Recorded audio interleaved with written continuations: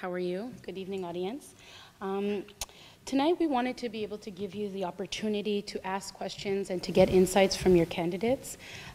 We want you to make an informed decision on who would best represent you in City Hall.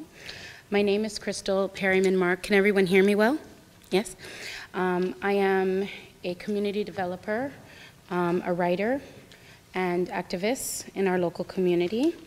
And I was asked by DIA, Democracy in Action, to come and moderate the event. I'd like to set some ground rules before we go ahead. We've determined some questions that we'd like to ask, as well as we are going to give audience time. Hello, welcome. Hello, Mr. Clarke, you can join in. We're just getting started.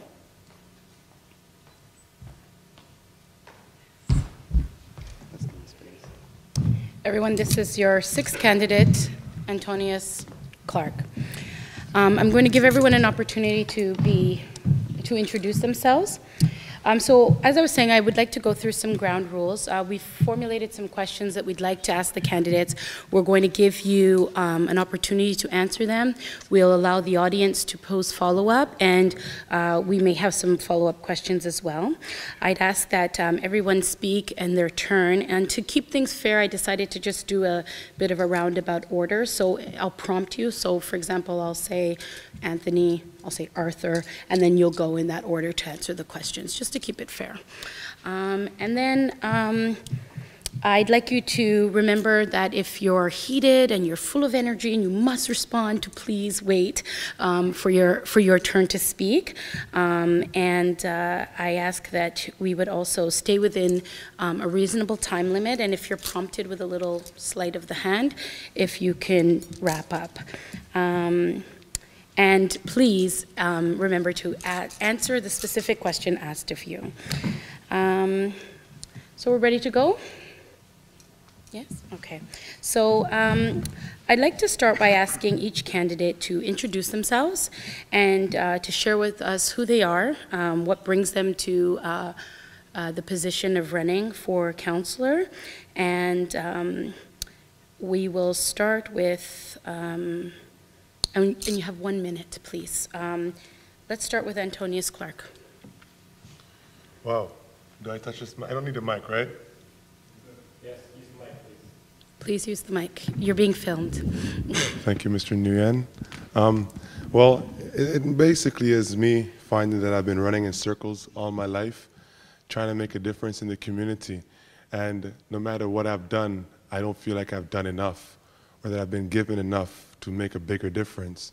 So instead of running in circles and circles and in circles, I decided to break free from the trap and step it up. Because they always say, to do more, you need more.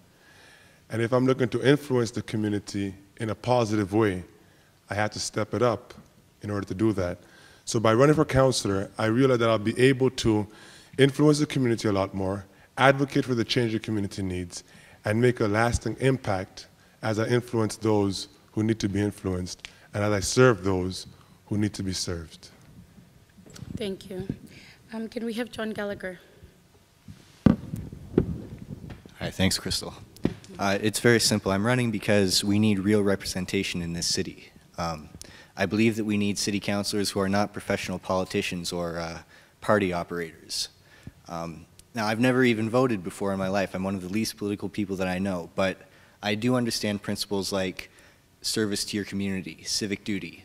I was a member of the Canadian Forces for 3 years, and so it gives me a sense of responsibility when I look around and I see things happening in the community that I don't agree with or that need to be changed. I'm the person who can get this done. We need more support in this community for the disadvantaged people, for those who need help most. They need to get the most help, and they need counselors who will advocate for them. In a nutshell, we didn't get a time. Am I? No, you're good. Oh, okay. You got another Well, then I can tell you a little bit about it. What we need is to work to keep our transit fares as low as possible, especially for those, especially for students, especially for single parents and their children, especially for persons of low income. We need more support for those who are newest to this country. And that's about it. Also, we need a full review of policing strategy. So please ask us questions about our stances on these issues. Thanks, guys. Okay, thank you for that.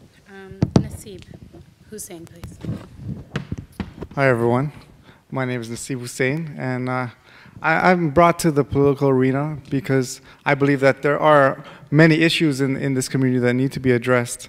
And it takes someone who lives locally and has lived in the community to understand the needs that need to be dealt with. I've lived in this community for over 20 years, and I've seen it from all visions, all walks of life. Everyone that I know lives in this community. I want to make sure that we're properly represented and we can make sure that the resources in this community are utilized, because as with this forum right here, it's a resource for the community to come out and engage with the political parties and those who can make a difference in the community, but there's just not enough interaction. We have to close that gap, make sure that those who can make a difference are interacting with those who need the difference to be made. And this is what I aim to do, is make sure that the information is there for those who need it, to connect those that are in need for any service whatsoever that's available through the city, to get access to that. I want to make sure that the gap between the policing and the residents of the neighborhood is broken down, and we get more communication between the two, because far too long have we had this divide between the two, and we need to work together, because we're all together. We live in the same space, and we need to share the same space, and you can't have one without the other. Thank you, Naseeb. Oh, okay, thank you. Okay. Mr. Peter Preti. Thank you. Thank you for organizing this event. It's leadership in action, and we thank you for it. I'm here because I like to make a comeback on one major issue that is affecting this community. And one of the major issues is the closure of the Finch Hospital. You may not know right now what the effect will be on the whole community, but I can tell you that if that hospital closes, you're looking at $2 billion going away from a vulnerable and needy community, away from this area, and it's going to go somewhere else. That will have a spillover effect, because if you think an hospital that brings in over 100,000 emergencies a year, people will have to buy gasoline, and they buy that in our community. People will go and buy to a restaurant, they will be in our local community. People will go to an hotel, and it will be in the local community. So a lot of spillover will be felt if this hospital will close, and it will certainly have some very damaging results for the rest of the community. The other issues are very, very brief. I'm not happy about the vehicle license tax. That should be eliminated. Land transfer fees should be eliminated. Those are things that I hear when I knock on the doors, and those are the commitments that I make. Finally, and most importantly, I think that we have a problem with the youth unemployment in this area. I'm talking about the ages between 16 and 25. There is a very strong need to bring in a bit of affluence, a bit more stimulation. That should be done with the subway that is coming up here, a project that I have espoused for about 20 years, and a project that I'm very proud of. Thank you, Peter. Thank you. I will give you more opportunity to expand on your views as well, okay? Anthony, Perruzza. Thank you very much. I hope that you don't mind if I stand. Hey, we're casual. I just wanted to keep that noted. Exactly. I want to, first of all, thank the organizers of the event. I think it's a great effort to try to pull this debate together and get the community out to it. Thank you very much for that. I'm an immigrant to this country. When my family first came here, we settled not too far from here. I grew up on Weston near Finch. I live currently on Finch in Islington, a little north of Finch, off of Islington. I have a stake in this community. I love this area, and I love this city. And I just simply want to see it and see us do better. And that is why I decided to run for re-election some time ago. That is why I'm seeking your support and your endorsement for re-election once again. I think we have a number of great initiatives on the go, things that we need to see through. The subway is coming, and with it there's revitalization, renewal, lots of investments, lots of jobs, lots of opportunities for all of us. There's better transit that's on its way. York University is at the center of a wonderful community, and York is ready to grow out and bring us all along with it. And I want to be part of that, because I know that we can all make a difference, and we can make a difference for the better. And that's why I'm seeking re-election. Thank you very much. Okay.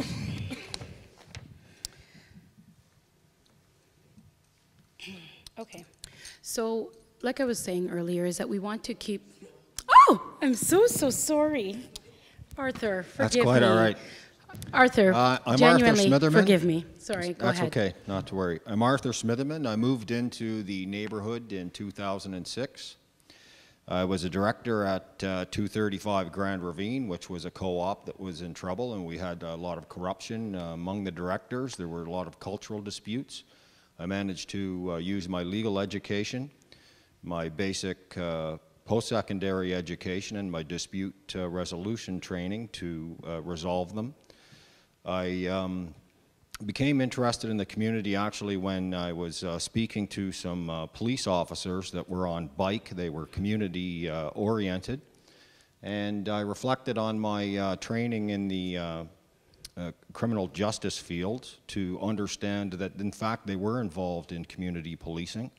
And over the last 4 years I've noticed that there has been a drop in crime. I feel that the resources of Ward 8 have not been utilized appropriately. Rents have almost tripled, I think, in 20 years. And more importantly, since 1981, M3N and M3J have become two of the poorest postal codes in Canada. We have some of the highest unemployment rates, but on the other hand, we have a thriving university community, as well as a large number of businesses. What really prompted me to jump into the political arena, I'd been thinking about it since January, was I met Rob Ford at the Jazz Festival in July, and I told him what I felt about Ward 8, and he told me that I was exactly right, that we were deprived of our resources, not just from the city, but from the province and federal governments as well. And I felt that I had the skills and ability to bring the communities together, protest if necessary, do the petitions and so forth to the provincial government and federal governments, and also work with other councillors and deal with things within the city jurisdiction. But most importantly, I feel that this is an opportunity for me to use my innate abilities and my training and the social sciences to bring everything together for Ward 8. Thank you. Sorry, before I forgot our candidate, I wanted to mention that we want to keep the evening fairly casual. We want an opportunity for the audience members to come and speak. At this time, I'm going to remind everyone if they can turn down or off their cell phones, just so that we don't have any interruption. We have audio and video happening at the same time, and we'd like to get it posted onto the website jane-finch.com. Okay. So for many residents, it is important to have a counselor with a connection to the community, which a few of you have mentioned. Please share with us a place, experience, or event that has taken place in Ward 8 that holds significant memory for you outside of your role, your professional role. And I'm going to start with John this time. Thanks. Well, I mean, of course, I was born here. In fact, only a few blocks from this building. And I recently returned to go to school. I love this ward. I believe that the issues that affect us are not that different from the ones that are affecting the Greater Toronto Area. So if I can share with you, instead of a story about the place, I'd like to share with you a story about the people. A few of us decided to go down to the recent, I'm not sure what the right word is, the recent ballyhoo at the G20 summit downtown to see what all the fuss was about. And we looked around, and it was like a police state. It wasn't like living in Toronto for a few hours there. And we started talking among ourselves. It started raining, of course, that afternoon, driving us inside. And we started talking and saying, why isn't somebody doing something? I mean, who's in charge of this? Is it the chief of police? Is it the mayor? Is it the province? Is it Stephen Harper? I mean, why doesn't one of us say something to someone and make a difference? And that was really the start of my political aspirations, is witnessing the disenfranchisement of the people in this whole city, but also in this community specifically. And that's why I'm here, because of them, because of what happened on that day. That's the best answer I think I have to that question. Thank you very much. Naseeb, I'll repeat the question just one more time. For many residents, it's important to have a connection in the community. Please share with us a place, experience, or event that has taken place in Ward 8, which holds significant memory for you. And if you could, outside your professional role. Naseeb. Actually, one of the events that really had significance on me is that, you know, our neighborhood has a lot of culture, and one of the main events in this area happens to be the Kitty Carnival, in which it's a smaller version of the Caravana celebration, in which all the children take part in a similar parade march. And I attended one of these parades a few years ago, and you know, it really touched me the way that there was so much culture here in our community, and the ability to organize in such an efficient manner, and to think, if they can organize events like this, then why is there so much hunger and need within our community? The ability is here. We just need to utilize that ability and get the resources to the right places. And you know, just going to these events inspires me to move forward and try to get those resources sorted, because I'm a resource coordinator by trade, and I see that there's so much here, we just need to utilize it. Thank you very much. Peter Liberty. Thank you. I've had a very long investment, both spiritual as well as financial investment in this community, and I'm very proud of that, mainly because I really believe in the resources of this area. It's very difficult for me to pick up one particular location, but I can go with the very last proposal. There was a time a few years ago when I was approached in bringing Tennis Canada to this ward. Nobody wanted it. York University did not want it. The City of Toronto did not want it. But I thought that bringing the world to Shoreham and Shoreham Court was going to be very important. I fought very, very hard in order to make sure that we brought this world-class facility in a very needy community such as Shoreham.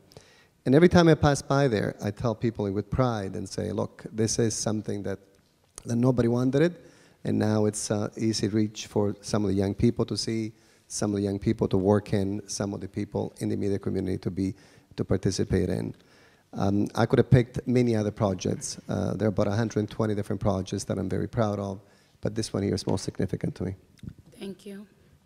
Can I have Anthony, please? There are so many. I guess I'll talk about some of the professional experiences a little later related to the when the questions are asked. But on a personal level, I'm reminded of my own particular experience. I mentioned earlier I'm an immigrant to this country. I came here when I was 9 years old. I went to a local school, and by the time I was leaving that school,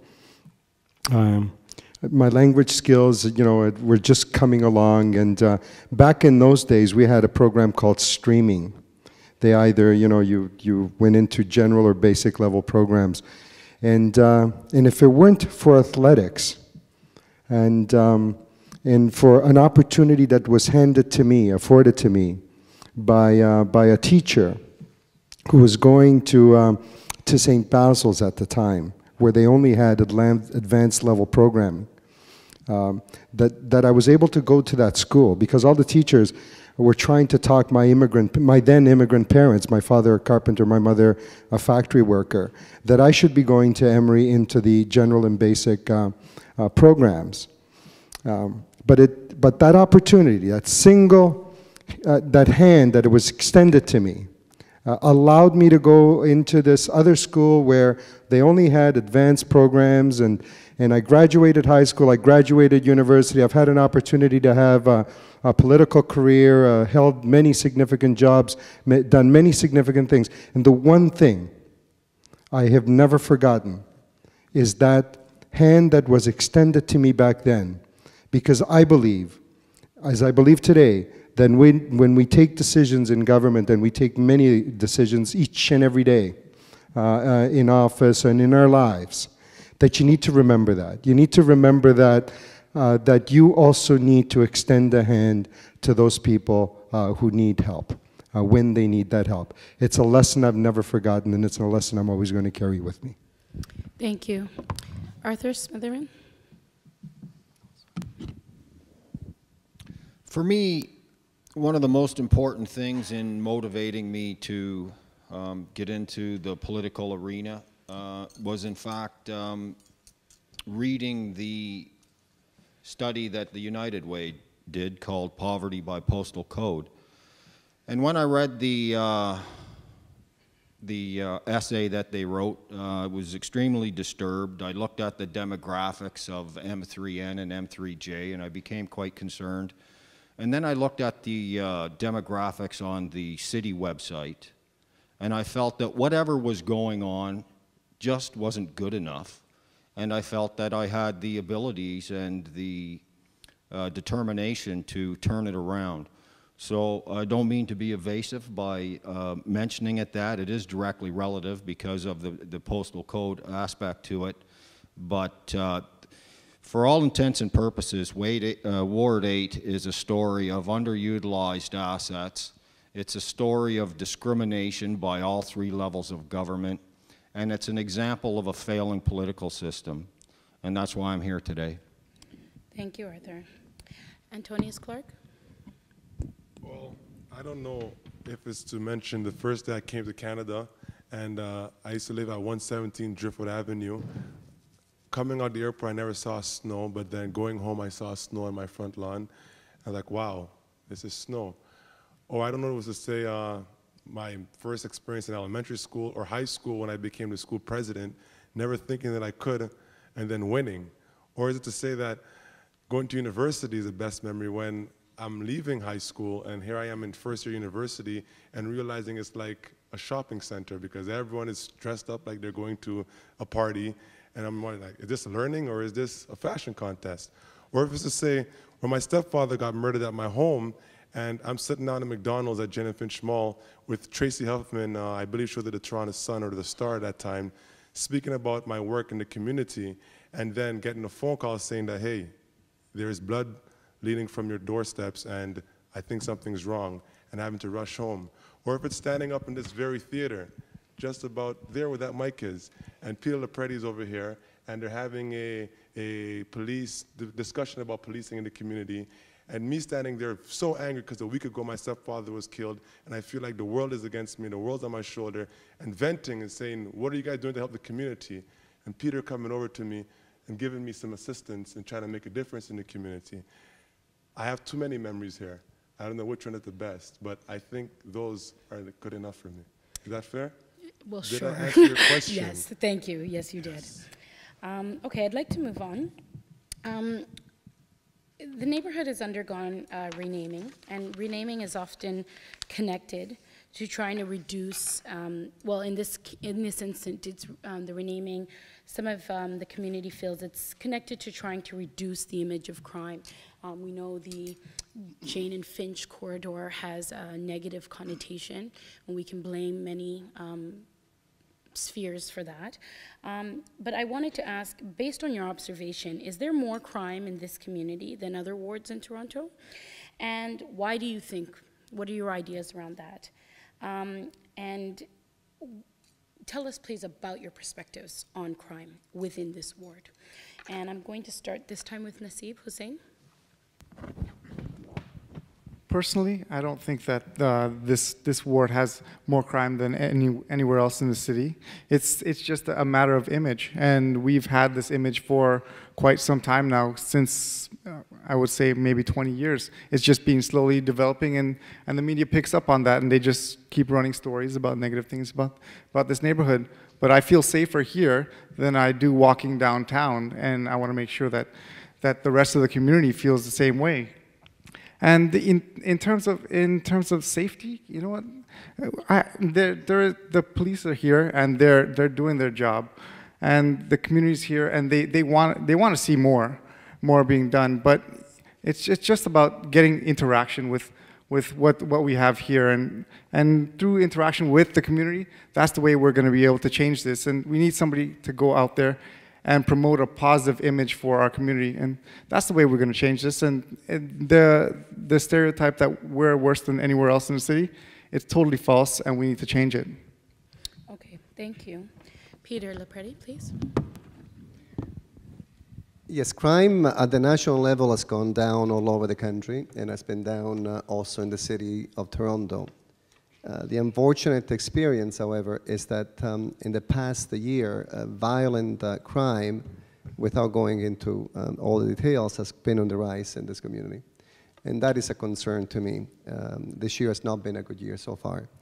And my answer to my future is not to have another 5,000 police officers coming in 31 Division, even though I do support police initiatives. My answer, my vision is to have additional employment opportunities for young people, additional services, no more housing intensification in this area, because we don't need additional people to come here. We need jobs. We need people that can relate and have spending money instead of going to their neighbors and getting the money out of the neighbors. We need people that are fully employed, and that we bring up the financial level a bit up in this area. And that is what I'm asking for in government. Thank you, Peter. Anthony Perruzza, please. There has been a statistical drop in crime, all forms of crime, both across the city, across the country, and most definitely in this community as well. And hopefully that trend will continue in a downward direction. And I think that to some degree, some of the things that we've been working on have had some impact. I think that when you create opportunities for young people, that has an impact. I think when you begin to elevate people out of poverty, that has an impact. I think that when you begin to clean up housing, that has an impact as well.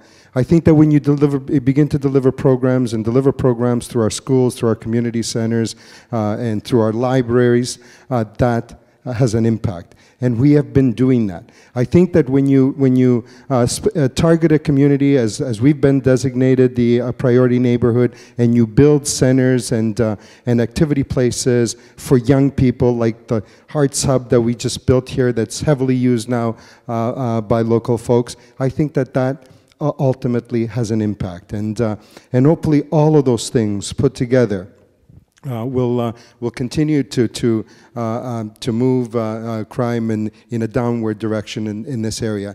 And I'm hopeful that as the renewal comes with the subway and with some of the other significant projects that are on their way, that renewal and that wealth that is generated by those projects is shared by the entire community, and hopefully that will have an impact as well.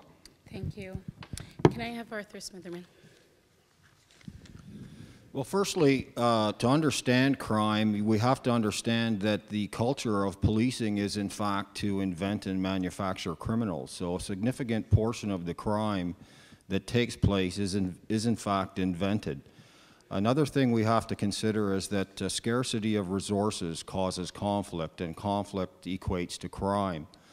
So the fact that this ward has been deprived of the resources that it deserves for the last 20 years is very much the cause, and the crime, in fact, is the byproduct of crime. But as far as crime going down per se, we have to understand that we have an aging population. In fact, in 20 years, 33% of the population will be supporting the other 67%.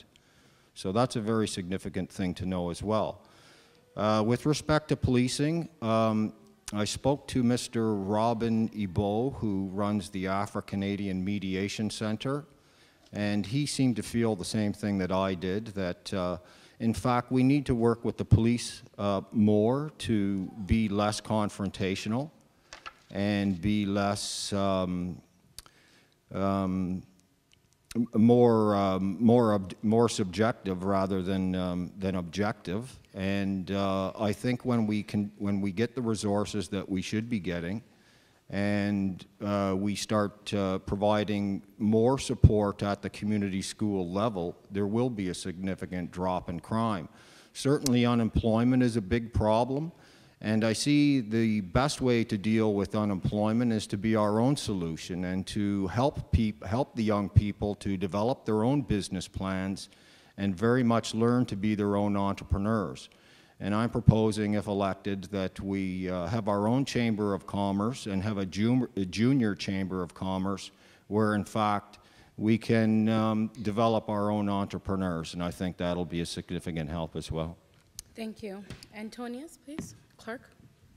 Well, a lot of people in the community would like to see more police, and I've heard the cry for more police in the community, and I believe that's why Perruzza had decided to answer that cry and get more police with Tavis and what have you to keep our streets more safer. But my older brother would always say to me, if you get more people looking for one thing, you're going to obviously have a greater turnout of it. If you take more police to anywhere in Canada, anywhere in Toronto, they're going to find more crime. Is there more crime here? No, there's not. But if there's more police there, they're going to find more issues. And like Arthur said, some of it is invented as well, right? I mean, jaywalking is considered a crime, right? In the real essence of it all, I believe that we need more effective policing because we do have a little bullying going on. We do not need more police in Jane-Finch. We need effective police. We need some of the people who live here to be hired on the police force to come back and do community policing. Because if you have people that are coming from another neighborhood to police us in this neighborhood, of course they're going to have an insensitive approach to the community. So we need them to be more sensitive, more mindful to the culture, and we need more communication between the different cultures of this community. Because you have an Italian community who is not trying to understand the poor black community, then you have an Asian community who's not trying to understand the Italian community, and before you know it, everyone is pointing the fingers at each other, saying, hey, that's the criminal, and instead of working together to make a better community spirit, as one community, there's fights. I think crime has gone down, yes, but I do think that violent crime has gone up, like Peter said. Ultimately, we need to find a strategy of engaging the young people, because when you see crime in this community, it is young people. We need to engage these young people, because when they sit around not doing anything, even loitering becomes a crime. And a lot of times, they get arrested for loitering. My older brother also always said to me, you know, the police don't prevent crime, they respond to crime.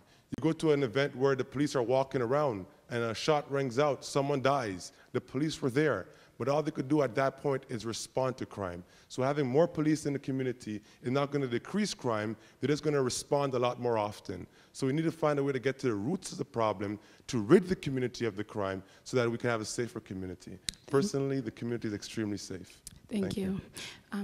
Please, may I also have John Gallagher to close that question. Hi, everyone. I can't help it. Anthony's towering over me. I need to stand at least once. Feel free. You know, as some of my fellow candidates alluded to, so much of this is just a problem of stigma.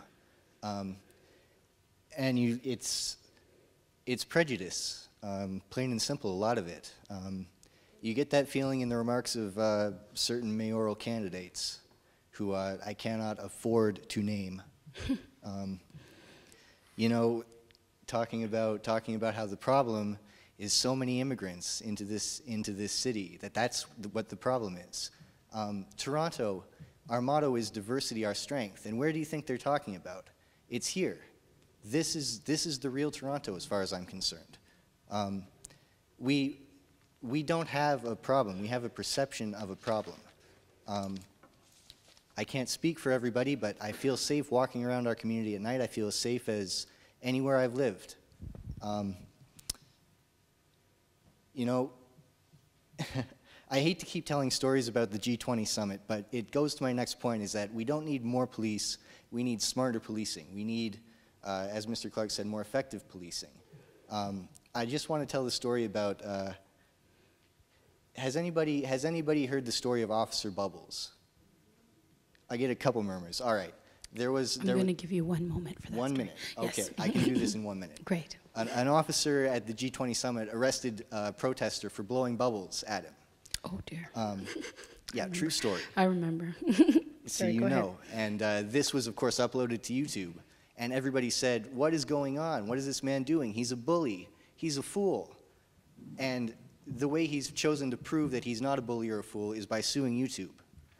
That was news today.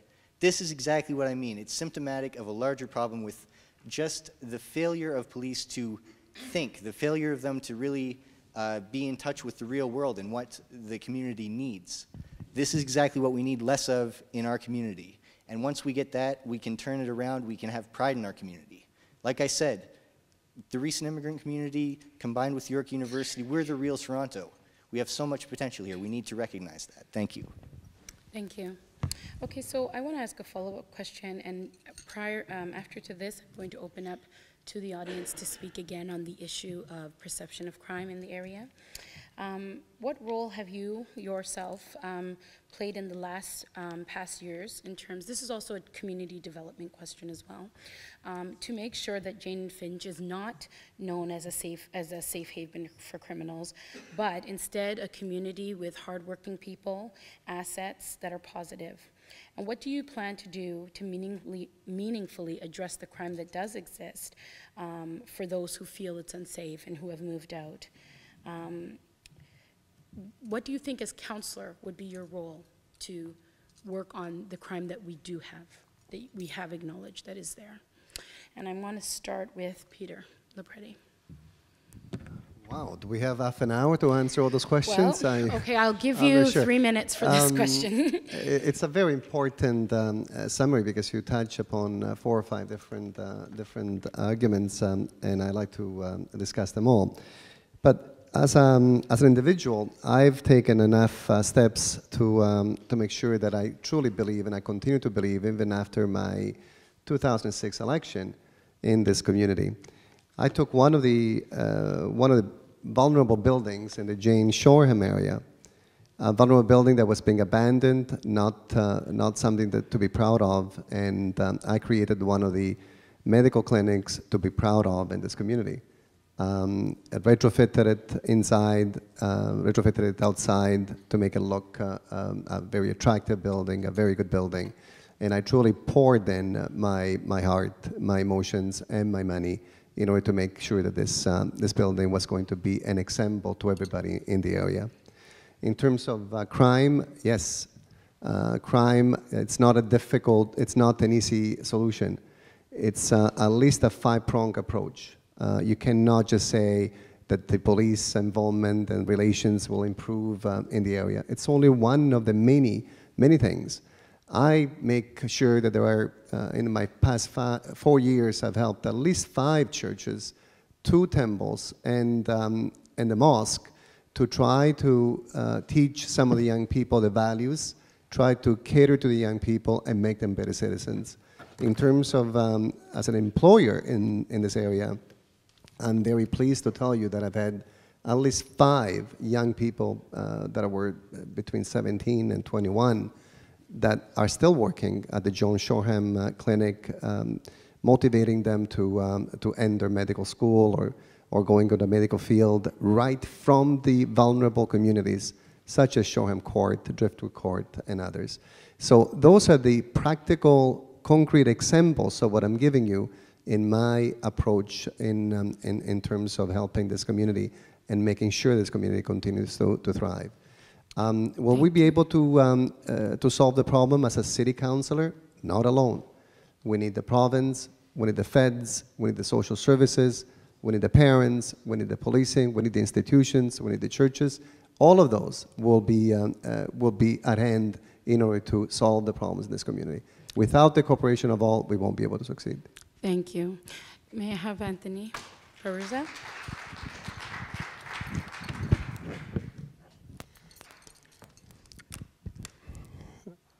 Just a couple of things related to this. Some of the things I've tried to do, for example, safety audits. A really simple thing to do. You take some leadership, you bring in all of the experts in the various fields, from transportation to police to emergency service personnel and so on.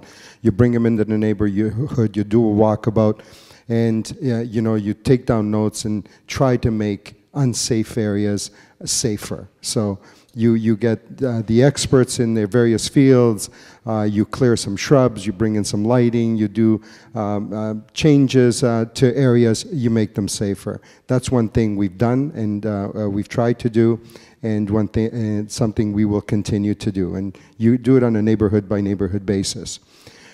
Some of the other things that we've tried to do is encourage people to reclaim their public spaces.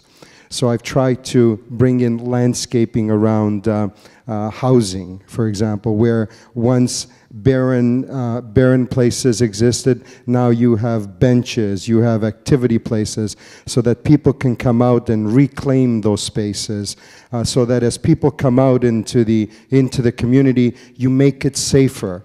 I am delighted now when I go into some of the areas in our community where I see mothers with strollers and kids in parks till the wee hours of the night, because that makes the community safer for all of us. And I just want to speak to another matter that was just raised a little earlier about the kinds of communities that live here. There's over 100 different languages spoken in this area. And I can't tell you how elated I get when I'm on a street or on someone's porch. And I just tell you about a little experience that I had recently. I was on Topcliffe on a porch, and several of the neighbors came out and because they saw me there, and I was speaking to an Italian fellow. And then we were joined by a Guyanese individual, a Vietnamese individual. And we were sitting there chatting, and they were all very friendly with each other. And the Guyanese fellow puts his arm around the Italian guy and called him Zio Vittorio. That's how we make communities safer. It's not by creating divides between ourselves, but creating a sense of community, building the bridges and understanding. It's wonderful that Vittorio shares his tomatoes with members of his community, and they come over and they call him Zio. Because that's the brilliance and the greatness of our neighborhoods, where over 100 different languages are spoken, and where everyone basically lives in harmony with each other. And that's what we need to encourage, because the more we encourage that, the safer and safer we will make our community for all of us. Thank you. So can I have Arthur Smitherman, sorry.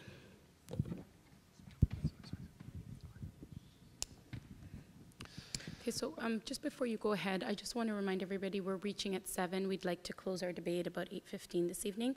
So continue with our questions. As we go along, you still have your 2.5 minutes for this question. As we go along, we'll try to keep the responses to a minute, please. Great. Thank you, Arthur. For anybody who's checked my website and looked at the social and economic prospectus I wrote with John Gordon and an economist from York University, you'll see that I'm a proponent of community policing to deal with the ills of Ward 8.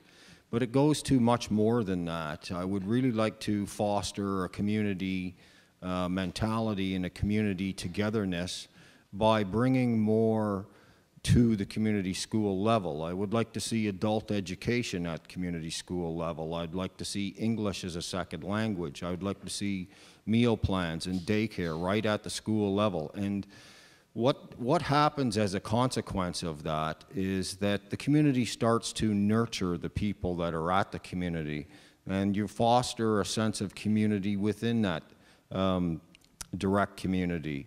And the deterrence for bad behavior or undesirable behavior is grossly underestimated when these kinds of things occur. But certainly the police do have an important part to play. And as I said previously, they need to learn to be less adversarial. And they need to understand that they're dealing with special youths that have grown up in conflict. They've grown up with scarce resources. And they are quite a different culture than a lot of the rest of the youth in Toronto. So they do need special treatment, but it really does start with the community, and everybody has to help. As Peter said, the churches need to be involved. All of the community groups need to be involved, and everybody needs to be part of the solution. Because if you're not part of the solution, you are, in fact, part of the problem. Thank you.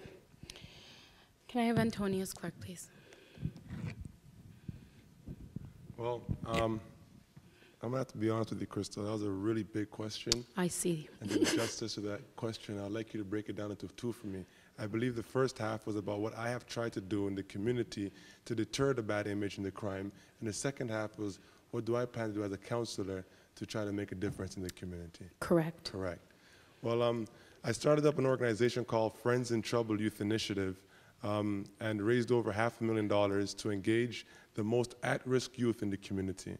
Because if we're talking about crime, if we're talking about the problems in the community, it doesn't make sense going to the peripheral. Go to the core and deal with the problem. So they come out of jail, I work with them to get them back onto the positive lifestyle in the community. But I found that was very hard, and when I looked into the greater community, I found that there was a lot of money being given to organizations in Jane-Finch, and they were not helping the at-risk youth. So the most troubled youth, who people would say, that's the criminal, or that's the bad guy, they're not going to the programs, but yet they're given funds to help these youth. And that's why the crime continues to happen in the community, because a bunch of organizations are spending big money, I mean millions of dollars, to try to make a difference, but they're not spending the money in the right places. Instead, what you have are executive directors and coordinators and all these other staffs who are getting paychecks to go home, but the community is still impoverished, right? So I tried my hardest, but like I said, I've been running in circles for a long time. And that's why I've talked about circles, because it's beyond community engagement with programming. When you have young adults who come out of jail and they don't want to sit down in a circle and get a bus ticket and a pizza, they want a job. But all the community agencies want to give them a bus ticket and a pizza and tell me about your lived experiences, right? They need skills, they need employment, they need help to go feed their children and get themselves back reintegrated as contributing citizens. That's what I've done. As a counselor, I could say what I'll do is continue to to advocate for the real truth in this community. From all my experiences, I know exactly who's who and what's what. I know who has this budget, I know who has that budget, I know who's doing that, I know Vito on Topcliffe who's sharing his tomato with the Guyanese guy next door to him and the Vietnamese guy who's saying hello to him. But at the end of the day, those same people on the back road are saying, you know what, I don't want this area to be like Jane-Finch over there. They all point the finger. Because back in the back roads where people get along, they do get along. That's very true. But everyone has a common enemy, and that's Jane-Finch, right? So now the question is, how do we reallocate all that fund that has come to Jane-Finch and being wasted and get it to be spent in the right places? Because I'm sure if you did an audit of everyone who lives in Jane-Finch, and that was to say, okay, there's $18 million that has been given to Jane-Finch organizations to help at-risk youth. If there was an opportunity to re-spend it in a place that would have a greater impact, yay or nay, they would say yay. Because currently we do have the resources. It's not a matter of getting more resources. It's a matter of spending the buck where it can make the biggest difference. Engaging the most marginalized youth, the guys who are causing the trouble, so that that trouble could be reduced to a nil. You're never going to get rid of crime. Not even the great Pope was able to. But what you could do is make it reduce to a point where you could say, you know what, that's the bad guy, because there's only one bad guy instead of 100 of them running around. I hope that answers your question. Okay, thank you. Can I have John Gallagher speak to the question? Well, of course, I can't claim as much activity as Mr. Perruzza or Mr. Preti. They've each had quite a bit of time to work at these problems. But I think in the end, what it comes down to is personal integrity. It comes down to being the change you want to see in the world. As I said before, I love this community, and I think that that's a big part of what's going to make it better is more respect by everybody in it for what a great place we have here. I think one of the things that I've proven is my willingness to listen to members of this community, members of this ward, about what their problems are, about what they feel needs to change. And I think that's the most important job a councillor can possibly have. It's one of the reasons what I want to do when I'm elected is open an office with an open door policy so that members of the community can voice their concerns directly to me so that they know for a fact that somebody on council is aware of what's going on. That, I think, is the biggest X factor in solving so many of the problems that our community is dealing with. It's a long question. I think that's the most perfect answer I could give. Thank you very much. Naseeb Husain. Okay, well, let me break this down into two parts. What I've done is I advocate for my community. If someone asks me where I'm from, I say Jane-Finch. They ask me, oh, well, that's a really, really dangerous neighborhood. And you tell them, no, it isn't. You know, I've lived there for so long. I understand where these images are coming from, but this is not the case. That is what I've done for all of my life, not just in the few years that have been, you know, just passed. But what I will do, advocate, interact, and engage. It's a three-part system right there. That's the way we're going to change the view of our community and make it safer for everyone. First, you advocate to the community of what you think needs to be done. Then you interact with them. You have to go out. You have to engage every person and find out where do they see the needs for change. Where do they have concerns? Is it gun crime? Is it this part of the neighborhood? Is it this times during the day? And then you have to engage the resources that are there for them. Engage the community groups, the social justice groups, and the policing associations, anything that can help them. So you take those ideas that you get from talking to the people, then you engage those resources that can make the difference, and then you address the long-term goals that can solve these issues without going through those preventative measures. You address your education. Through education, we can reduce crime because everyone knows that if a person is more educated, they're less likely to commit a crime and they're more likely to get a job. And those who are employed don't need to turn to crime. So you're reducing the crime in that way as well. And, you know, just a full circle approach. Just make sure that you engage the community and make sure that they know that there's somebody out there that's doing something for them that they can count on. And that's how you do it. Thank you. I'd like to open the floor up if anyone would like to ask any more questions on the topic of perception and crime in the neighborhood. The microphone is right here. Hello, sir. Can you state your name and if you'd like? And your Good afternoon, ladies and gentlemen. I came in late. I didn't hear from the beginning, but my name is Mr. Leslie Brown in Jane-Finch. I'm going to tell on a plane.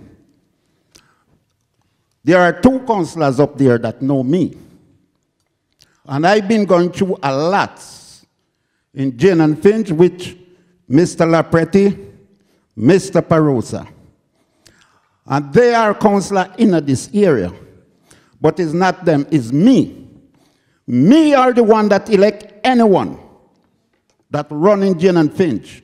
And I still not get whatsoever I supposed to get. I walk inside here. And when I come, I hear everybody talking about the police. I'm in politics from when I was 14.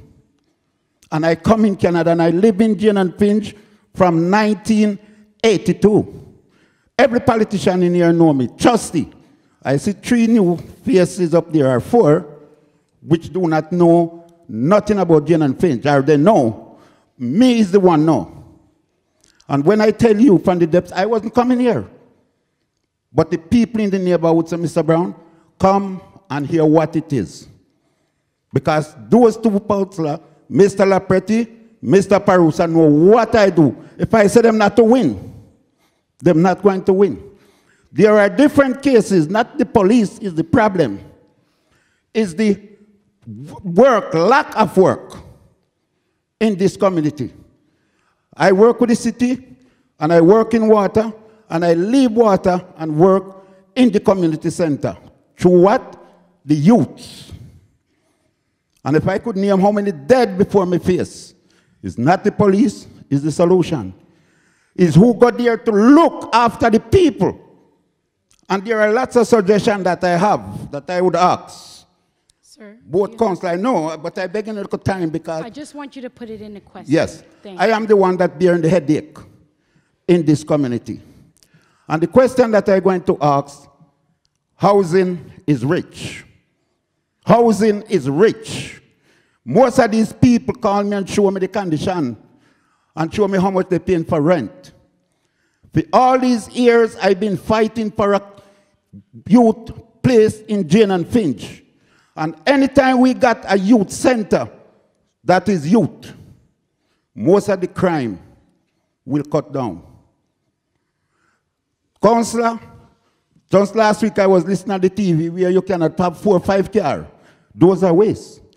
Housing are waste. Why we can't have a community center? This is for the youth, where the job. I get place here for them, get young girls to go and learn sewing. It turned down. They take it away. Now I ask the question, all these councillors that are who going for council, have them ever sit down and have an idea, how can we bring back? There is no country that run without the economic. Number one, how many of them ever walk into a business place or sit down in City Hall or where and say, you know, how we going to try to help this? Is go to all the employer. Find out how much they're paying the workers and say, you know what? We're going to subsidize to you people that you employ more people. It can be done. Okay, so your question is... And my question, what is the new result? I walk through housing. I'm telling you, I'm upset. I understand your... I walk through housing up to yesterday when I go through the whole place. And people asking me question. I see even some of the housing where camera used to be, they're gone. I fight with Preti to get some of those camera built up for the safety of the people. The police is not the solution. Correct. Getting more police is no sense. It's more waste when you can spend it on the youth. On the youth, not the police. Because the police don't care. I go on 31 Division and I have meeting. Right now, I just finished a program from 11. Anybody in this area can tell you. Sir, I'm going to have to for the 11. Sir, I'm going to have to interrupt you. I just need you to ask the candidates a direct yes, question. yes. What I would like to ask, I wasn't here to know, and well, I will start on Mr. Lapreti. Excuse me of skipping. I intend, and I know you're coming back. Mr. Perruzza, I give him 4 years. 4 years. And there's a lot of things I say I heard. Sir, I heard, so I want to ask, what is the new solution that's going to be in a Jane-Finch? I think in a place for the youth, jobs, trade center, and everything. Name the youths that anytime they commit themselves, and they don't go there and commit themselves, there's a punishment. But you cannot punish them without they have nothing. Go in the plaza, go all about, they hang out, and they're asking me every day, Mr. Brown, is you the councillor? Any problem is we. 2, 3 o'clock in 31 Division. Mr. Brown, thank you. I appreciate your comments. So I want to know tonight, what is the commitment for the youth in Jane-Finch? I won't come back here next time because when I don't see what I get for the youth. Okay, so the question is, how are you going to address the needs of youth in the Jane-Finch community? Please, let's go panel straight and across. Thank you. There's a number of things that we've both done, and I think we're going to continue to do. One of the things that we've done is we take youth from Toronto Community Housing, give them training through HSI down at the Downsview base. Can you elaborate on the acronym HSI? It's a subsidiary of Toronto Community Housing. It's the construction arm of Toronto Community Housing. So we give youth training through that group, and then we put them back into the housing to work. One of the other things that we've done very, very significant, and it's about opportunities. It's about creating opportunities. It's about creating job opportunities, it's about creating educational opportunities. It's about creating opportunities at every level. One of the other things that we've done, we now have a youth employment office at the City of Toronto, where when we contract out a city project, for example, we just built a library in Scarborough through the library board, and unskilled youth were placed into jobs to assist in the work of that project. And it is our hope that when we do those things, that those youth eventually get connected to the unions that provide the formal training and that move on into accredited jobs. The other thing that we are doing, and we've opened it up to, is the other major projects like the TTC initiatives, where with the contractors, with the unions and so on, and I see Leslie coming to the microphone. I think he wants to ask another question. Leslie, I'm sorry, Mr. Brown. You're going to have to wait just a moment. No, and that's fine. No. We come here to argue tonight. Okay. So we ask for time that anybody want to give the idea that we get it. No short limit. Right, but what I would like to do is to address the first question. Yes, that's why I come back to answer the phone, to answer Mr. Antony. Okay. So just make it continue, please. Thank you. And then I get the response. Okay, so one of the other things that we are doing is we're opening up employment opportunities as part of the city's capital works projects across the system, both the projects that the City of Toronto delivers, as well as the projects that are delivered through the agencies, boards, and commissions of the city, like the TTC, like the library board, like the police, and so on. So that is an initiative that is coming along and should create significant opportunities for young people, especially locally, to participate in these projects as they get developed. Thank you. Yes, Mr. Perruzza. I hear you talk about library in Scarborough. None of these people live in Scarborough. They all live down here, and Jane-Finch carry the baddest reputation. I live here from 1982, and we don't pick the beams out of Scarborough Eye and leave our neighborhood, and I don't feel good. When I hear that Scarborough get this, I said, it's the youth. I have to walk 24/7 in this area. And all them cry, Mr. Brown, what is for us? What is for us? What can we get? We can cut down the crime if we give them something to do. Training, job, we can do it in Jane-Finch and keep it. See the hospital out there, I fight for it. And now they're closing it and move it. What happened to Jane-Finch? Mr. Brown, I want to give all the candidates an opportunity. I'm going to give them opportunity to answer. Mr. Brown, I want to give the candidates an opportunity to answer. So I'm going to ask you please to let them answer, and then we can move on to the next question, okay? I appreciate that. Thank you. Can I have John, please? Mr. Brown, I salute you, sir. That's the voice of righteous indignation.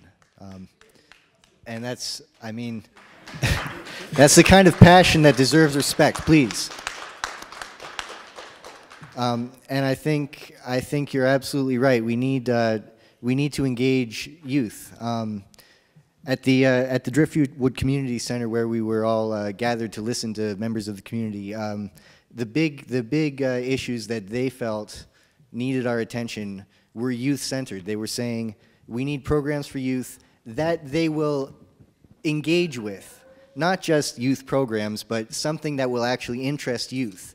So what do you propose, John? That's the question. I just want to stick. I see. Okay. I won't speechify. Okay. More than anything, dialogue. That's what we need, is dialogue. The truth is, I don't know what the answer is about how to engage. I'm not going to pretend I have the right answer. What we need is dialogue. We need discussions exactly like this one if we're going to solve that problem. We need an end to racial profiling of youth. We need an end, as you were saying, police are not the answer. We need to make sure that that's noted by the police.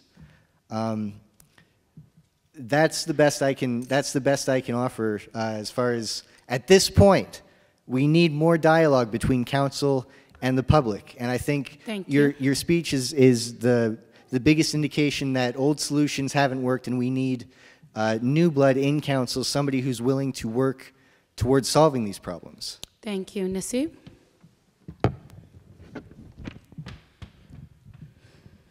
Okay, in terms of youth, there's two things I really want to get at here. You know, Mr. Brown here inspired me of one of the things that I really want to get at. I had a teacher named Mr. Brown and in Brookview Middle School, and he was my shop teacher, and he taught me a trade, you know, how to work with wood. And I believe that we definitely need something like that in this area. We want to bring up a trade school into our area. And Is that your platform specifically? Will your Yes, work as counselor? I want to bring a trade school into our area to give the youth the opportunity to get out there and learn how to do something with their hands, engage them. And another thing you talked about was the community housing. If we had a trade school in this area, we could have specific projects based in the community housing in which they can work to better that community as well. And another thing I want to address is the time that these youth have. I was talking to somebody in the Driftwood Community Center a few months back when I was trying to learn about the issues, and they told me that the youth need more spaces. So one of the other things I want to push forward is actually to create youth-run spaces within all the community centers in which they can feel safe to come and interact with other youth and engage with each other, and in that way they can work within a system rather than outside of the system and feel alienated and turn to crime or anything else that might not be as positive as working together within the space. And those are the two things I'd bring to the table. Thank you, Naseeb. Antonius Clarke? Well, I guess no one owns a good idea, because I feel like Naseeb gypped me, and he stole my idea of going, building the trade school, and I hope that he takes offense to it. But really and truly, no clapping, no clapping. Come on, guys. When Mr. Preti was in power, there's a great man in the community. He reminds me of Mr. Brown. His name was Ed Williams. Remember Ed? You see he laughs. And Mr. Williams, you see Mr. Brown, you know Mr. Williams? All right. Mr. Williams said, let's work with Peter and let's build a trade school. And Peter advised that, you know what, Regina Patches has been empty for a number of years. We're going to go to Regina Patches, and we're going to get the unions, and we're going to make this a full-out trade school. I'm talking about from masonry to carpentry to drywalling to electrician work to plumbing, you name it. And the other space, it'll be youth space, right? We are working relentlessly at it. Unfortunately, the campaign ended, and it was not the best results we were looking for. And then Perruzza got in power, and everything came to a halt. Nothing got done. All ideas were thrown through the window. To the point where I remember, and I'm sure Mr. Perruzza should get mad at this one, I had a group of youth with me, and we were going around, and every week what I would do is take the kids to see Mr. Perruzza. Because when Preti was in power, I was able to take the youth to Preti, and Preti would say hello, you would smile, you would give them a good shake of a hand, make it be a good experience for them. When I went to Perruzza's office, he looked at me and said, what do you want? I can't do nothing for you, right? He sat down with me once or twice, but then he got fed up, and he basically kicked us out, right? I was hurt. And I remember I was holding my Bible in my hand, and he looked at me and said, what is that book? I said, the good book, the Bible. And he goes, I didn't expect you to walk around with that book, right? I'm sure he remembers. He smiles a little bit. I still love him, though. In any event, I want to see a trade school built in this community, because not just about youth, Mr. Brown. The problem with youth is they get old, right? And when they're no longer between that catchment age, they're no longer, you can't engage them no more. So what about young adults who have been in a life of crime, who are now older, who need to be engaged because they need to get jobs and they don't want programming or they don't want a youth center? We need a center that's going to train not only youth, but also young adults who have not been able to get formal education. We also need to fight the university more, because a lot of people like to say the university is doing good work. BS. We need the university to hire more, to take in more mature students, because a lot of people have made mistakes when they were younger and they've realized it in their later age and they want a second chance. And if the university is saying we're only going to take 30 students a year, and you're looking at Jane-Finch where there's over 50,000 people, they need to increase that number to maybe 300 a year, right? More mature students means more education. A trade school means better opportunity to get into life. Thank you, Mr. Clarke. Hi, Mommy. Thanks for coming. Mwah.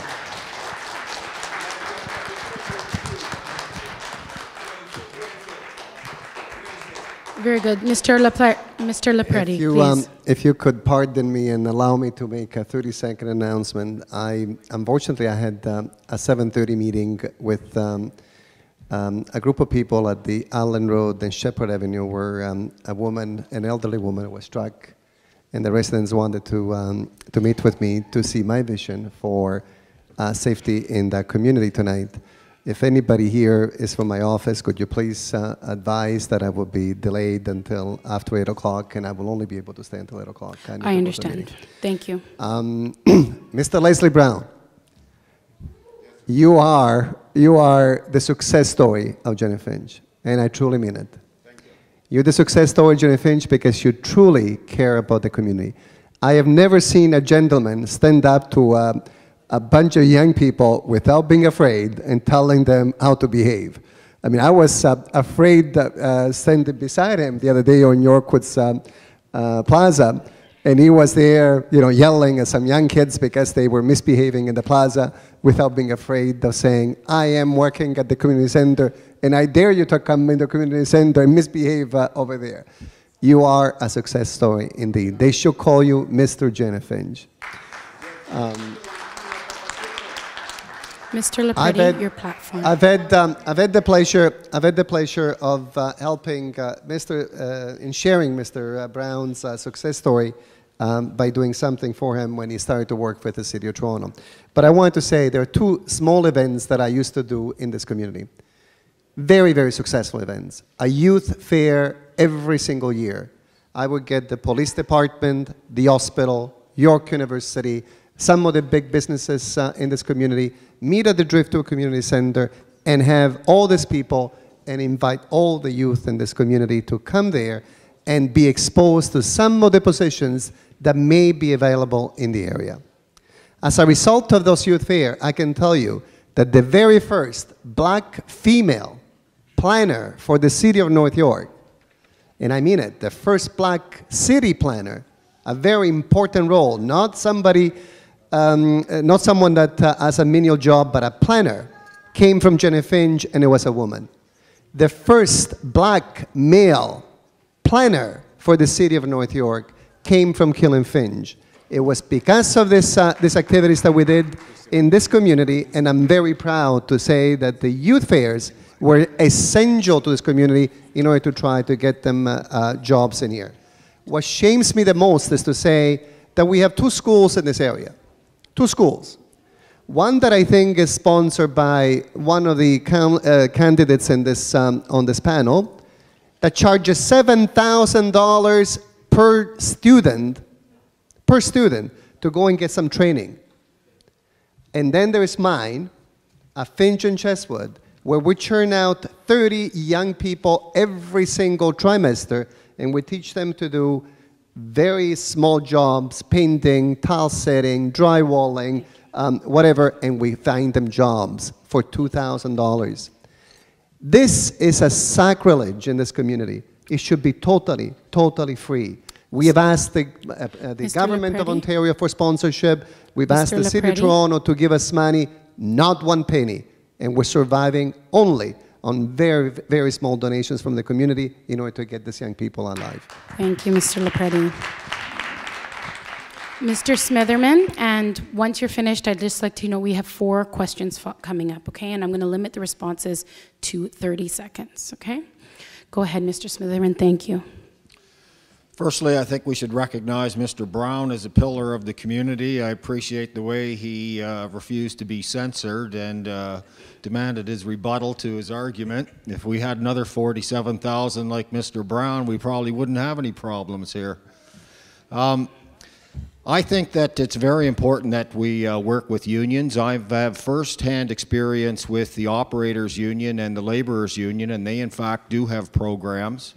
With respect to government helping out, we really need to pressure them to get the funding for these kinds of programs that we're demanding, and it's very important that everyone in the community stand together shoulder to shoulder to get them, and that means signing petitions and having protests. If you don't protest, it's just a piece of paper, a petition. I've already been involved with changing the Condo Law Act. I've worked with some condo law activists, And you will find MPPs and MPs that will cooperate with you, and they'll tell you the same thing. You can get 10,000 names on a petition, but if you're not having a protest, it's really just a piece of paper. There's other persuasive manners of getting the MPPs and MPs to... Sorry, I just would like you to elaborate on your views for youth as per the question. What would yours... Well, that's what we have to do with youth. Okay. That's how you get the youth the programs. Programs to fund the kinds of things that Antonius professed, and that's what needs to be done. But also it's very important to have these kinds of meetings where options are generated and people come forth with their ideas, and everybody has a voice, and we all work together to find the solution, and that's how communities are built. Thank you. I'd like to call to the microphone Mr. Walter.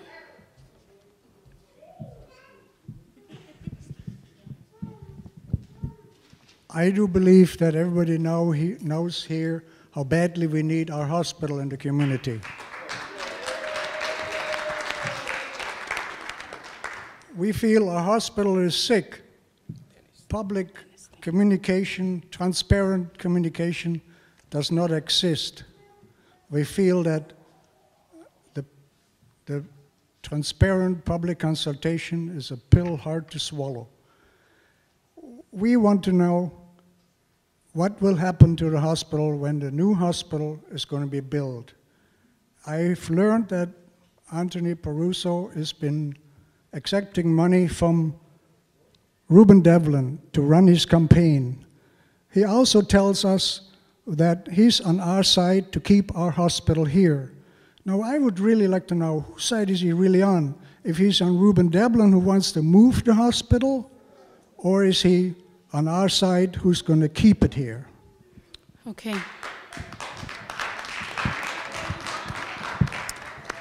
Mr. Perruzza, can you answer the question, please? You know, when they first announced in 1999 that the hospital was going... The hospital, many of you may not know this, Humber River Regional Hospital, when the Mike Harris government employed the Healthcare Restructuring Commission, and they closed Northwestern General down on Keel Street and amalgamated the Church and Finch hospitals into the Humber River Regional Hospital. The hospital submitted a plan to the then city to build an 8-story addition to the front of that hospital. I was working at the city at that time. I wasn't a counselor, I was working there. And that plan was so important to get through council and to get through site plan. But it was bogged down in all this detail about queuing and parking and trees, and then the entire community was organized because on the 4th floor of this hospital, they wanted to build an outdoor area where some mental health patients could go out and smoke. And the community was organized to fight that. And they stalled those plans. And then the hospital abandoned those plans at the city. The minute that that occurred, the first person out there, firing out there, to do a petition on the hospital was Anthony Perruzza. In 1999, 2000, still have the petition with hundreds and hundreds and hundreds of signatures on it. Because I thought, if this doesn't happen now, the hospital will look to do something different. I was the first person out there because I've always believed that this hospital is at the center of the community and needs to stay here. Absolutely needs to stay here. And this has been a debate that's been going on for the last 12 years, and Anthony Perruzza would absolutely fight to his last breath if we were told tomorrow that the York Finch Hospital is either closing or moving in its entirety. Absolutely. I agree the hospital should stay here, and we all as a community need to fight for that. Thank you. Can I have to the mic? Excuse me. Can I have to the mic Madam Butterfly? Butterfly. Sorry.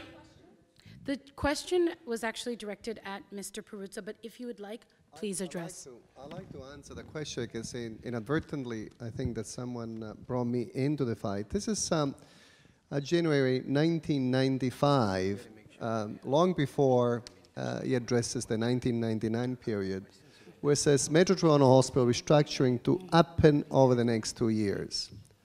The hospital was threatened twice before. Okay. In 1995 and 2002. It says here, Peter Preti, North York Council for Ward 3, said York-Finch Emergency Department was built to handle 20,000 cases a year. In 1994, it handled 90,000 emergency cases without an additional facility. Don't touch York-Finch Hospital or you'll be in trouble. That was the first time that as a councillor, a little North York councillor, we saved the North York Hospital with Wayne Burnett, who many of you will know, and the project Rebirth in this area. We saved it again. We saved it again in 2001 when the plans were already made not to build an extension here, but to build a major hospital at Shepherd and Keele. So absolutely, there were plans to build a major hospital at Keele and Shepherd. And once again, we were able to fight it off and convince the province not to do it. Whatever happened between 2006 and 2010, I've never heard anybody other than Mr. Antonius Clarke and maybe one other candidate here that has made an issue of the hospital an issue in this election to bring it to the surface. If we believe, why did he not put it in writing? Why did he not give a response to the committee that has been working so hard? Mr. Walters has been collecting over 10,000 signatures in this. Where was the help of a councillor in this area? Thank you.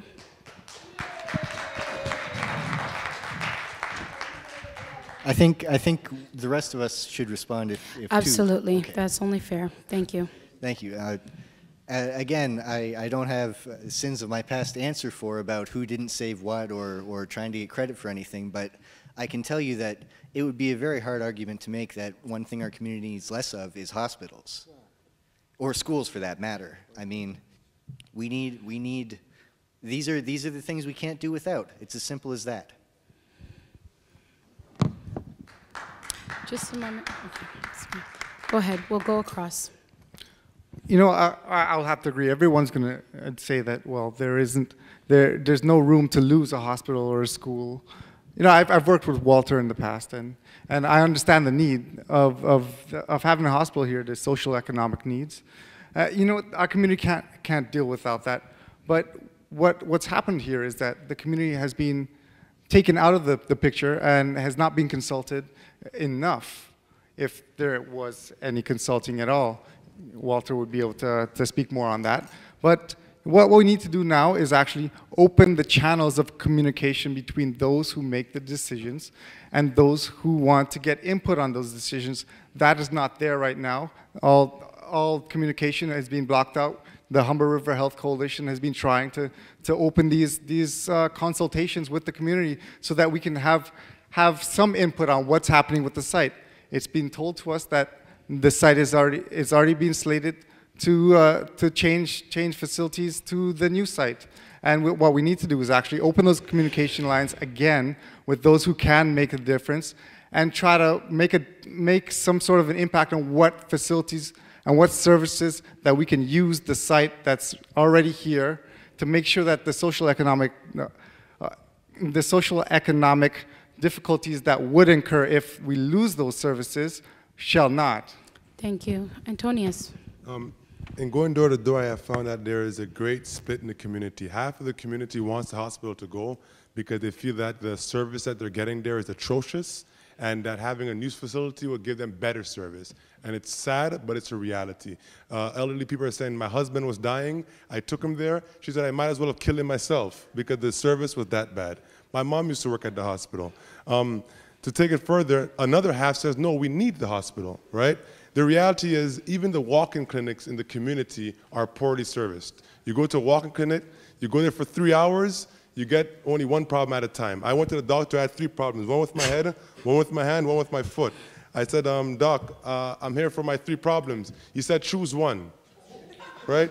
I've been waiting in your waiting room for 2.5 hours, and now I can only choose one of my problems, right? And I found out from my special partner that they get paid based on how much visits they get. So it's in their best interest for you to come back another time and another time. But I don't have 6 hours to wait in a waiting room. So I just, healed naturally.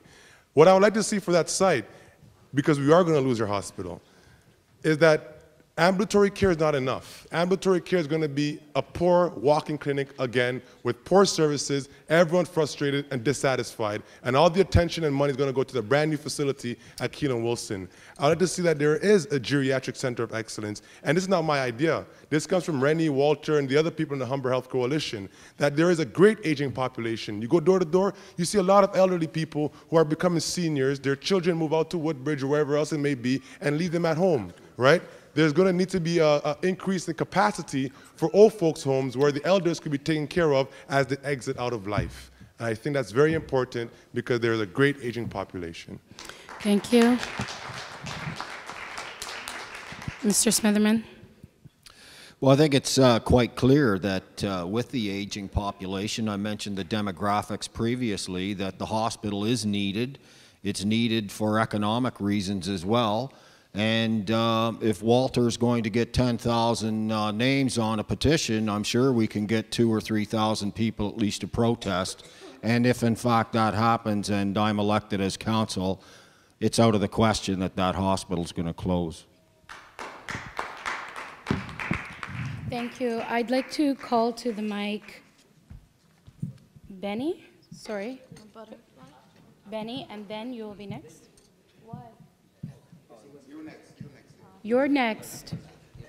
I feel gender imbalances right now, for the record. Okay, and thank you. That is noted. We are hosting a panel of 6 male candidates, so that has been noted. Thank you, Ms. Butterfly. Hi, how are you all doing? I'm just happy to be here tonight, to stand before you all and to hear all the issues. I hear a lot of talking about, hospital and also trades. Now, this kind of policy, not only the hospital would be closed, but you're going to build more morgue to put more body. Because when I just came to this country, I was doing construction in Jamaica, building all these hotels. I was told that I would never get a chance to be in the construction industry here because I am a black guy. And I said, well, let's see. It's happened that there's an opportunity open up for me because I know the scale. I could never lay bricks, but I was good at anything that they put me to. But I never know brick because in my country there was no bricks. Okay? Now, being out there as a young black boy, it was very hard. If I didn't know the toughness of growing up, if my dad didn't teach me that, look, don't listen to everything that people say. Just do what you have to do best. I went home a lot of time, I cried. The way these people treat you, because you do not look like them, and you do not speak their language. So I am saying that if you teach these young boys to be a bricklayer or whatever, and you put them amongst 5 or 6 Italian or 12 Portuguese, they'll eat them up raw. Raw. This is the real truth. And I'm speaking because I'm in that industry, and I've seen the racism that in the construction industry. I'm speaking because I have that experience, and many more have that experience. In this community, there's many union around. And if you look at the recruit, at the Highway 50, which is the local 183, you count how many minority students are there. I was a product of that, and I've seen the racism. So can I address the panel? Can we please answer the panel? Thank you for your question. I'll start with you and we'll go this way. Just a moment. We want to discuss, the question is, how will you address the equity and the racism that community members are facing in their search for employment?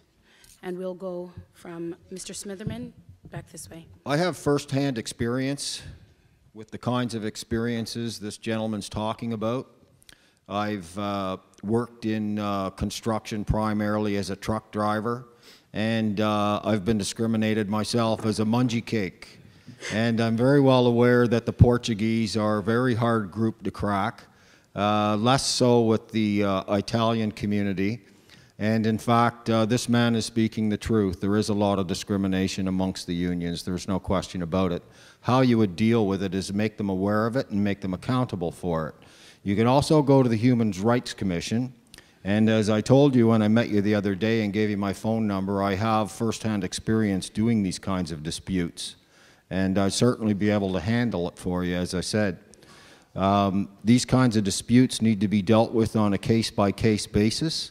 But the unions need to know that we're there.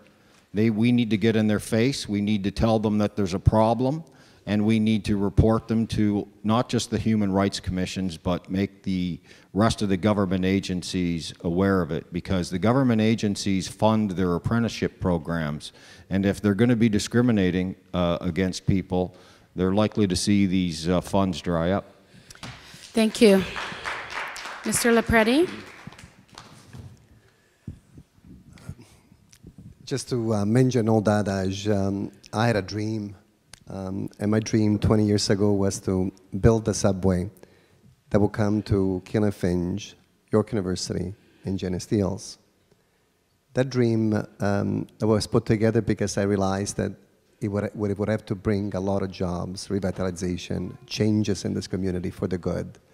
Because I saw the subways and what they did to other areas. Look at the Shepherd subway. And look at the kind of development and kind of harmony and kind of things that they brought there. Now you say, what does this have to do with a subway? Well, I can tell you that the laws today will not allow the ordinary individual that is a good contractor, a conscientious contractor, a competent contractor to bid in any of the City of Toronto jobs in the helping of the subway. The conditions are there that they will never be allowed to do that unless you are sanctioned by a union or unless you are a union group. And that is very sad, because this community, whether we talk about the Turkish community, whether we talk about the Jamaican community, the Italian, the Portuguese, and others, have very competent, hardworking, conscientious contractors that could do a better job than any other group that I can know anywhere else. And statistically, I am not a counselor. I could not have called the people that were just employed.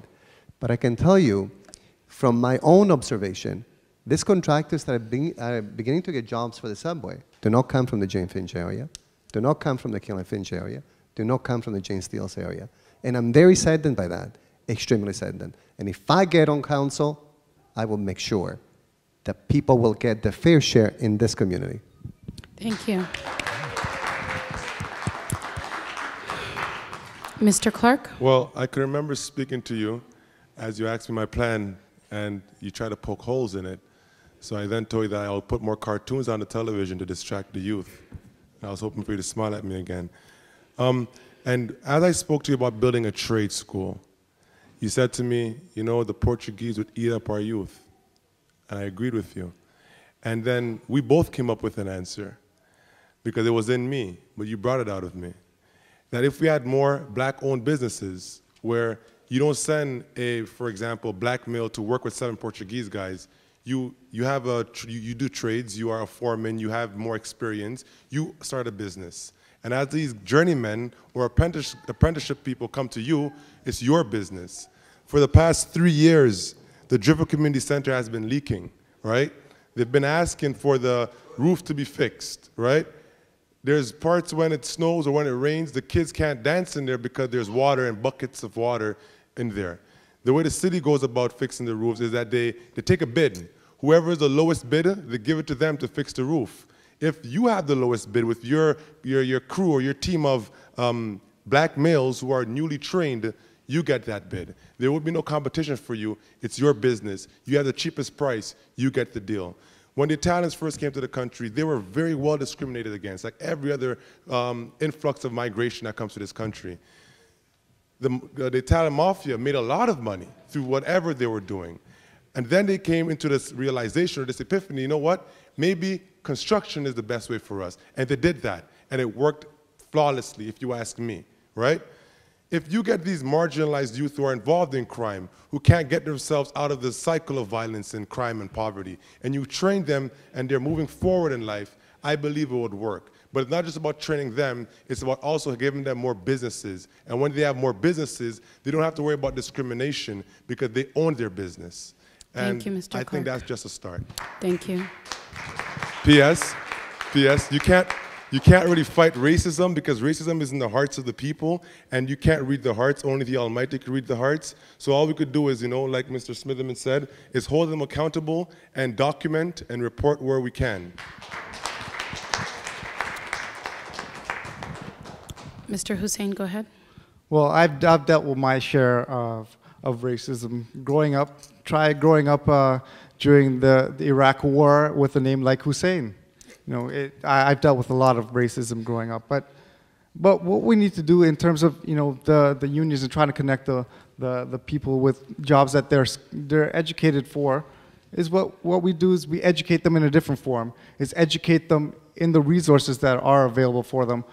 Myself, I've graduated from University of Toronto in equity studies, so this is my main focus. I've always been driven to connect those disadvantaged communities to the resources available to them.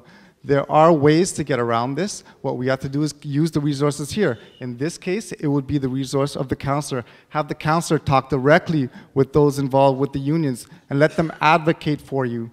Connect them to groups that are equal opportunity employers. Make sure that the people that need the jobs, if there are marginalized groups, they have that opportunity and given a fair chance to get the jobs. What we do is we educate, we connect, and we utilize, and that's how we solve the problem. Thank you. Mr. Gallagher? With respect to Mr. Clarke, I believe you can fight racism. And I think it's an abomination that anybody in our city has to put up with it. This is Toronto, diversity our strength. This is what we stand for. You can fight it, and we have to fight it, and we can't put up with anybody saying that it's not a problem that we can solve. The good news, as Mr. Smitherman pointed out, is that it's already against the law. It's against the law. We just have to make sure that it stops being tolerated at any level. That's how simple it is, and I want to address another part of the question, which I believe was talking about the language barrier. Being one of these things that drives us apart, and I think you're absolutely right. And I believe the city needs to take a better initiative about English language training for all recent immigrants who desire it, so that we can capitalize on the skills that they're bringing, on the expertise that they're bringing to our city. This is how we turn things around for everybody in Toronto. Thank you. Thank you. Mr. Perruzza? Thank you so much. You know, when you were asking the question, I was thinking of my own experience. I'm a carpenter by training. I learned the skill from my dad. And I've worked in construction. And I remember when I worked in construction as a carpenter, I remember there were the Italian groups, and there were the Portuguese groups, and there were the Brazilian groups, and everybody had a clique. It's regrettable, but sometimes there are language barriers, and those things do happen where everybody connects to their own community and works within their own groups. But I believe that it has gotten a lot better than what it used to be like when I used to work actively as a carpenter. There's no question that we need to move it further forward. And I think that Mr. Smitherman talked about that. There are a number of different agencies and commissions that deal with issues of human rights and discrimination and so on and so forth. I believe the unions have made some significant strides within their own organizations to set up committees to provide that informal training to their workers and to create that understanding that cross communities and cross racial barriers and so on. And I see, for example, your case right now, working with Mr. Spadafora. I see the both of you actively engaged and working together, and I think that that's the way you do it. You do it by creating those linkages between people. It's similar to the experience I talked about earlier on the street on Topcliffe that I had some time ago. excuse me, how people from different communities connect with each other. We need to continue to encourage those links. Not divide people, not set them apart, but create those understanding, create those linkages, and bring people together in that way. And I think that that's ultimately the way you deal with those issues. But it's regrettable that in construction, where often language is a very significant barrier, you know, Portuguese folks speak Portuguese, they hang with Portuguese, they stay together. Brazilians do the same thing. To some degree, the Italians have moved on because many of them have picked up the language, the English language, and they're able to sort of, you know, work with other folks a little bit better. But regrettably, it's an industry where some of those divides still exist. So we need to do those kinds of things and bringing people together in creating those understandings so that they better work together. Thank you. We have at the mic Miss Butterfly. Is that okay? Madam Butterfly? No, whatever works. Go ahead. Okay, gentlemen. In terms of succession, what is your way or what's your plan in getting more women involved with government? When we look at our community, a lot of these women are making a lot of decisions, communities on their back, our young people are in jail, and we're the ones who are out here continuing on and moving on community. What will be your plan in engaging women in this process? You understood the question? I'm going to go with Antonius. We'll move over this way towards Mr. Smitherman, and then we'll come back. I don't want no one to laugh at me, but first I'd like to... Antonius, time keep. Sorry. I got a quote from a great young lady, and she's here somewhere. She's going to laugh at me. She said that women are the true warriors of society. And I can't remember how much time that I've said that, and it has saved me. So thank you, wherever you are, right? But beyond that, in my campaigning, I've realized that I've reached out to a lot of people to help me. And my team is comprised of 99.999999 women, right? I'm the only male. I'm the only man on my team. Even my very mother is with me, right? And this seems to remind me that when I get into office, that I'm going to have to hire 99.999 women. You should let right? one of them stand in your place. No, it's okay. My mom would, because she has a bigger heart than I do. But in any event, I would always fight for equity with women. That's naturally for me, right? Because I find men, and forgive me, guys, are very egotistical. They always want to have a competition, a fight, and work never gets done, right? So at the end of the day, I always fight for my sisters because I don't forget that it's my single mother who raised me in this country with 5 children. And when I look to a strong role model, I see my mother, not my father. Mr. Preti? It's great to be beside someone as thoughtful and at the same time entertaining as Mr. Clarke. It's a pleasure. In terms of succession planning, I totally believe in it. I surround myself with a lot of young people, both female and males. I've already given you indication of my work in the community. As I said earlier before, the first black female planner for the city of Toronto came from the Jane-Finch community, and proudly so. The first male black planner for the city of Toronto came from Finch. I had the pleasure of mentoring Mr. Antonius Clarke for a bit of time and maybe inspired them a bit to go in and enter into politics as well. And I have had at least 5 young people right now at the medical center that are getting inspired to go into a medical field where they're going to become doctors or nurses or in other ways. It's a small contribution. It's a very small contribution. But if every other politician has done at least a third of what I contribute in this area, I would be very, very happy. It takes the small things that can come for big things, and I certainly am committed to that. Thank you. Mr. Smitherman, thank you. Well, I think if you notice the seats at the provincial and federal level, as well at the city level, you will see an increase in women bit by bit. I think that it's important for a prudent councillor or anybody in politics, if he sees a woman with the appropriate qualities, whether she's involved in activism or lobbyists or she's a pillar of the community, to in fact give her an internship that works in her hours. Typically women have more on their plate than men. Men are usually drinking beer and fighting, and the women are at home cleaning and looking after the kids, and those stereotypes are maybe a little bit humorous, but in fact they're a little bit true. So I think any politician that has the right place should be in fact working a little harder to give them internships when possible. Thank you. Mr. Perruzza? Sorry.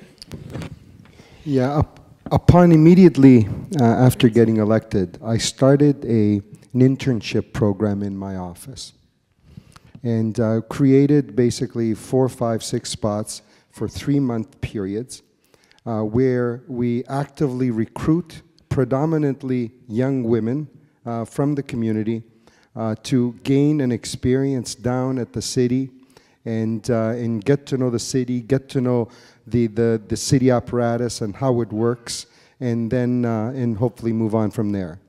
A number of them are currently working at the city and working for counselors, other counselors on a full-time basis, and some of them have stayed with me. Some of them are now running programs in the community. One young woman is actively organizing at James Cardinal McGuigan Young People in a mentorship program. Another young woman is actively organizing within her community in the area as well. So that's, I think, how you do it. You go out, you actively recruit, and elections are wonderful opportunities to do that. We have been doing that on an ongoing basis, and always in the hope that young, bright females will come forward, will connect to those things, will gain those experiences, and then translate those experiences into your meaningful contributions, both within the community and for themselves. Thank you.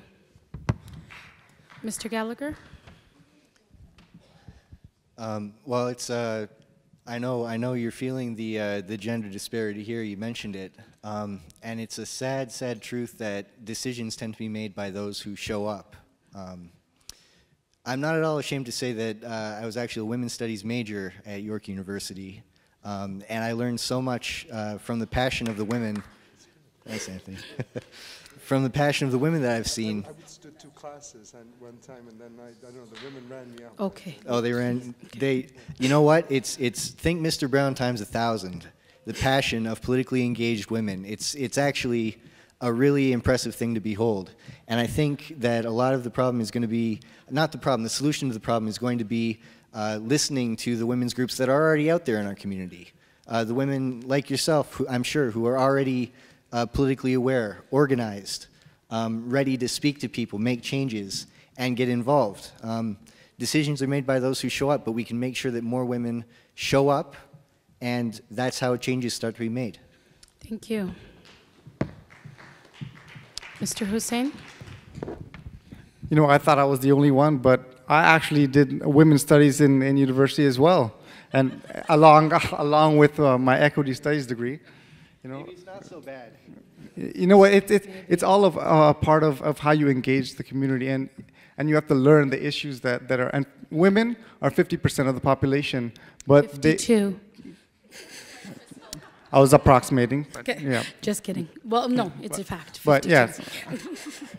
But you know, they carry a lot of the work of life. You know, my mother, she comes home and she does her job, and then she comes home and she does a lot of unpaid labor.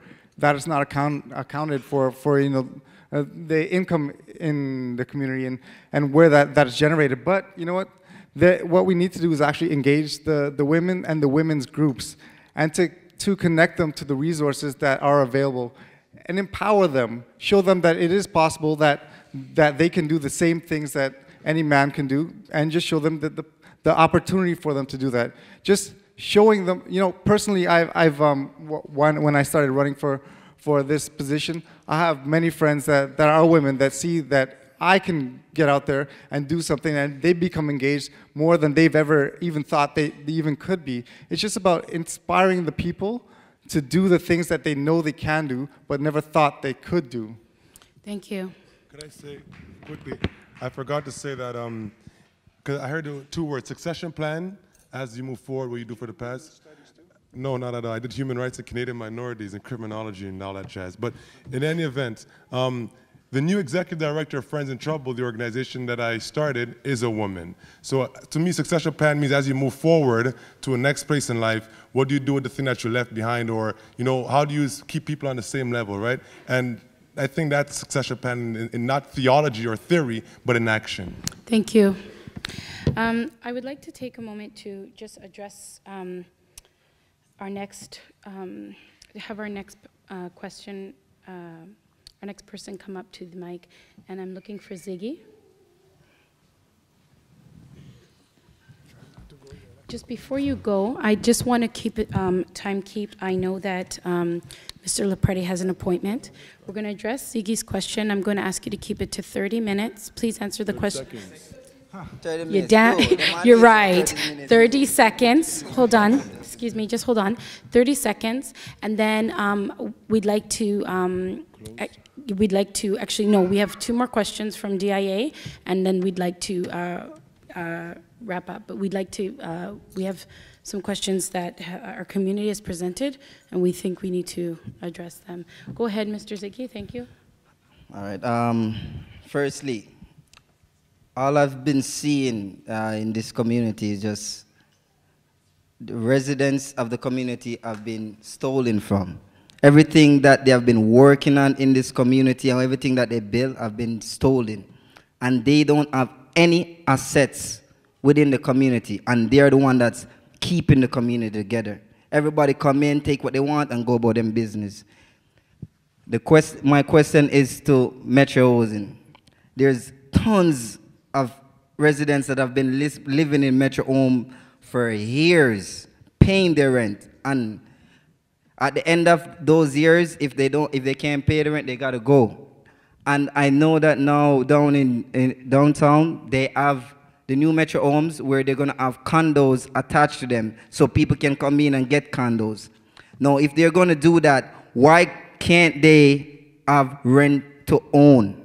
Why can't all these people are putting their money into these homes? This is their community that they're working on. They're going to have people that are going to come in and buy condos, and they're not going to own their space.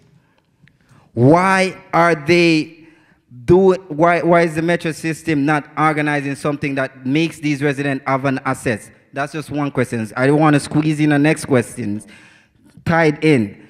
The youths that are in prison right now, that are going to be coming out, they said as long as youths have a criminal record, they can't get employment without a pardon. Okay, so what are they going to do? What do you have in store for them? What are you planning for them to do? It's a pardon does not do the work. A pardon doesn't stop a youth from committing a criminal offense. I think that's a dumb ban to have. Oh, once you have a criminal record, you have to get a pardon. Because you can get a pardon today and tomorrow and you commit a next crime. What are you going to do about all those youths that are going to come out of prison and they can't get a job because they have a criminal record? Okay, so the question is 2-part. And thank you, Mr. Ziggy, because our next question from Dia was regarding housing, so we'll address housing. What are your plans regarding social housing and the fact that many residents live within social housing for many years, none of them become homeowners? And the second question was, how are we going to get youth employed without just using the pardon system so they can access employment? Okay, so can I have Mr. Perruzza? I agree. I think what's occurring at Regent Park is the way that we move forward, in that we continue to maintain the affordable housing stock for people who need affordable housing, who need to get into the housing. Because we have long lineups of people waiting to get in.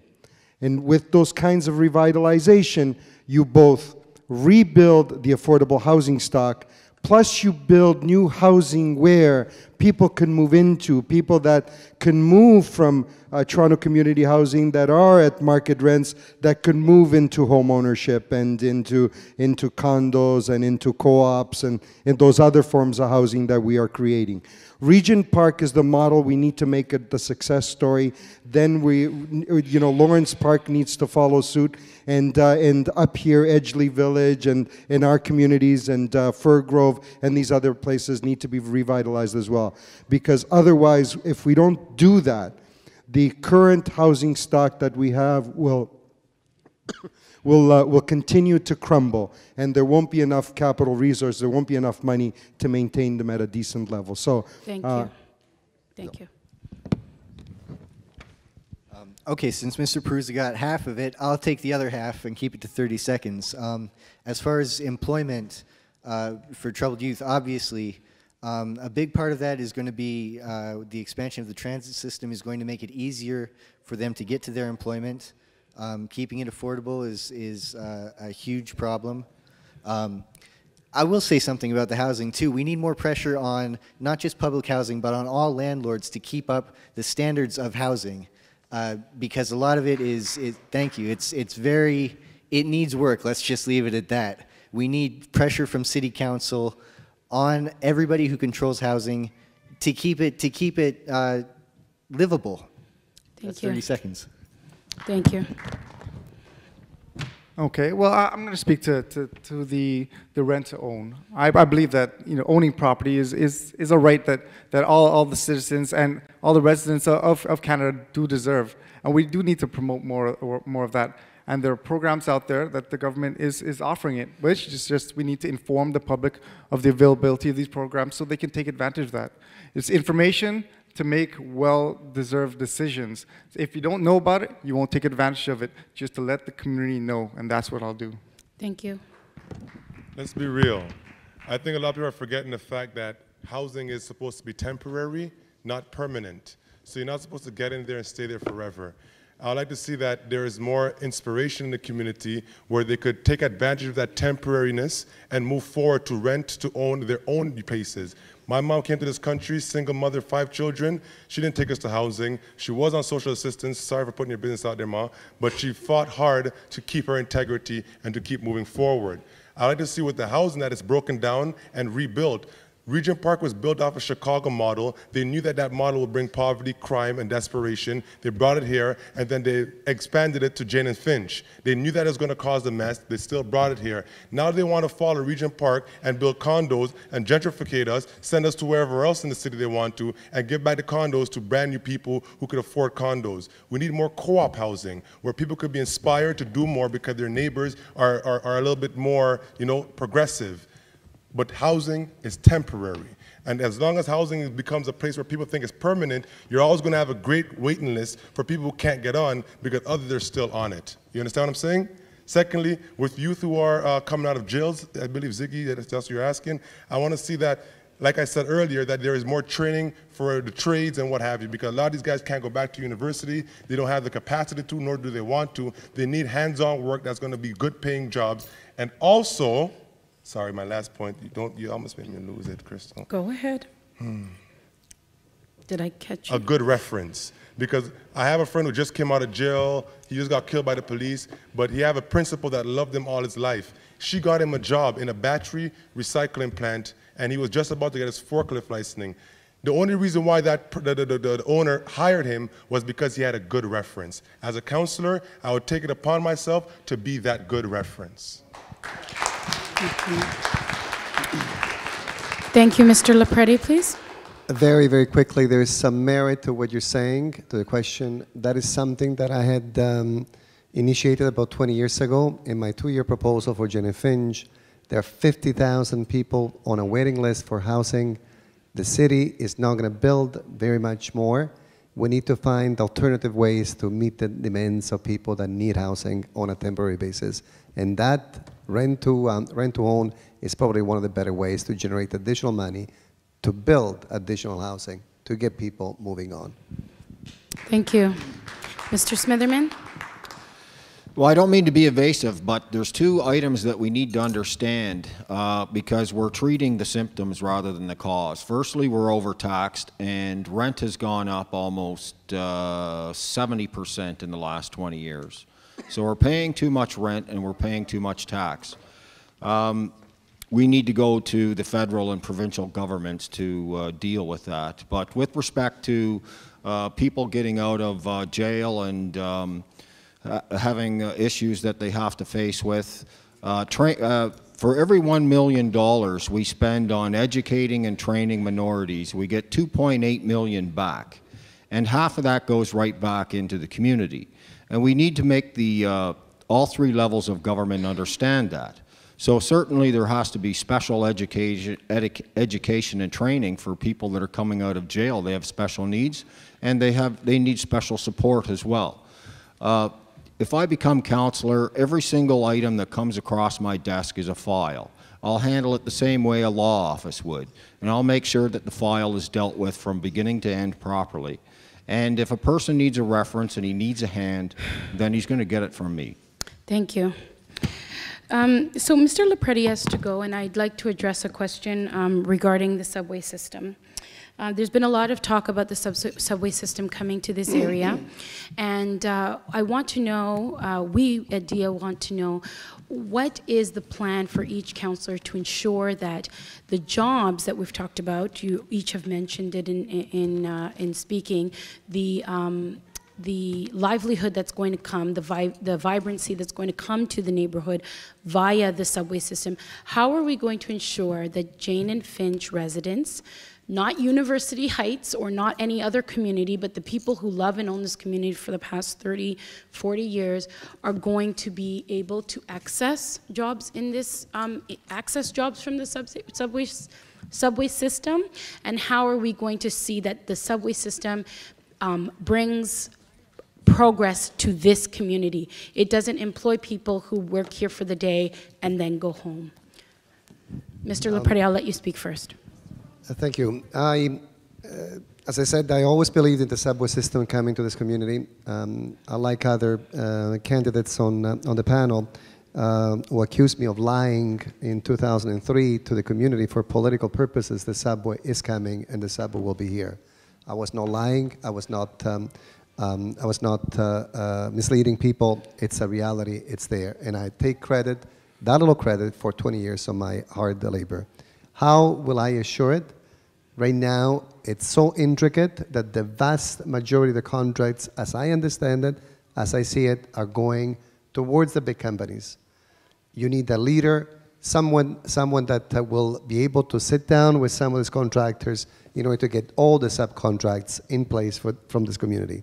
How are we going to change this community? Very simple. I don't want additional high-rise buildings for residential community. Why can we not attract a government building in this area?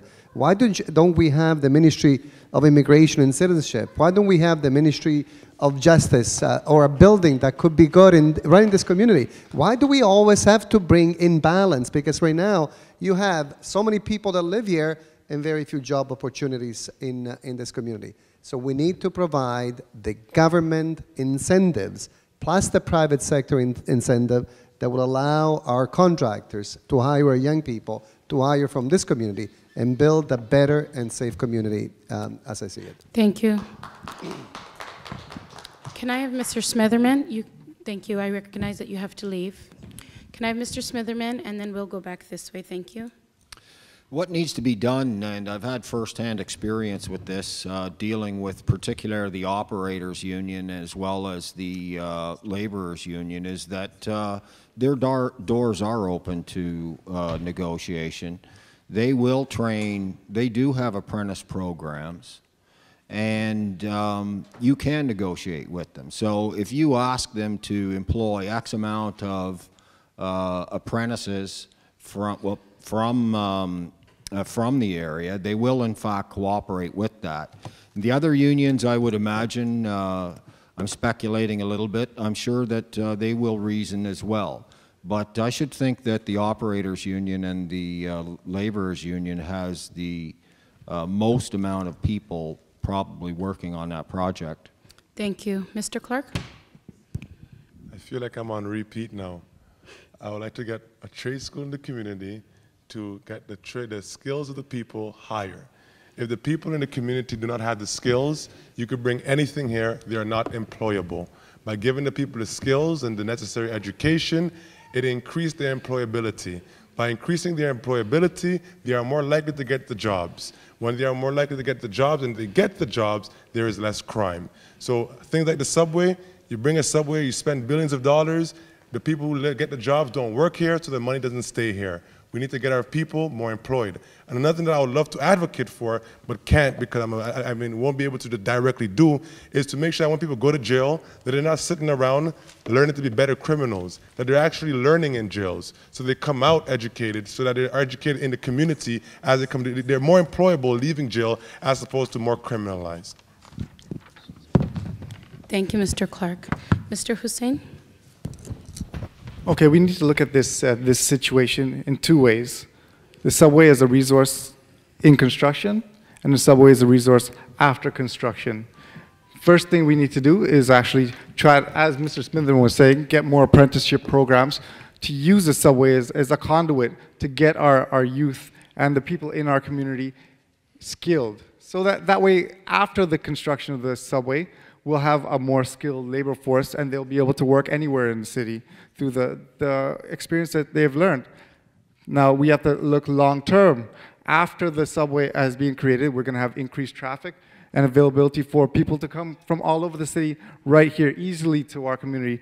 We have to address the businesses, organize these businesses to create an uplifted community, something that will be able to promote itself, to create an interest in our area, to make sure that people want to stop at the subway stops in our area so that we can improve the quality of our community overall for not only the residents, but for everyone around the city.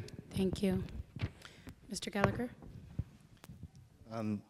Yeah, as my fellow candidates have said, we need to recognize what the subway is. It's a way of connecting us with the city, the greater city.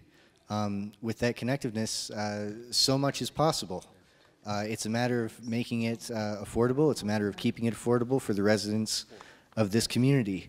And of course, it's the job of the councillor to ensure that when it's being constructed, of course, there's community involvement, that's community employment. It only makes sense. That's what we're going to do. That's what the council does. Beyond that, it's about using what the subway represents to help us all. Thank you. Mr. Perruzza? Thank you. I talked a bit earlier about how we are changing the format on how local youth can participate in active construction projects undertaken by the city and the agencies, boards, and commissions. So while the subway is being built, one would expect that local youth will participate in that and actively participate in the construction of the subway. But the subway brings a lot more than just the actual physical construction. For example, we now have a new plant moving into the area called Apollo, a high-end cosmetics manufacturer.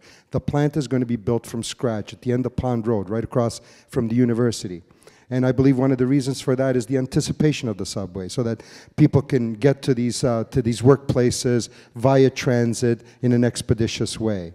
That plant will employ 400 people. Those jobs will be made available also for I presume, for the local community and open to all. As the university grows out, for example, they just built a new research facility at York, a research facility that connects to the pharmaceutical industry as well, which is beginning to develop a pharmaceutical park on the other side of Keele Street. Those are all well-paying jobs that type of activity creates. York University has applied for a medical school. They want to build a medical school, providing more educational opportunities for people locally. They want to expand their engineering program.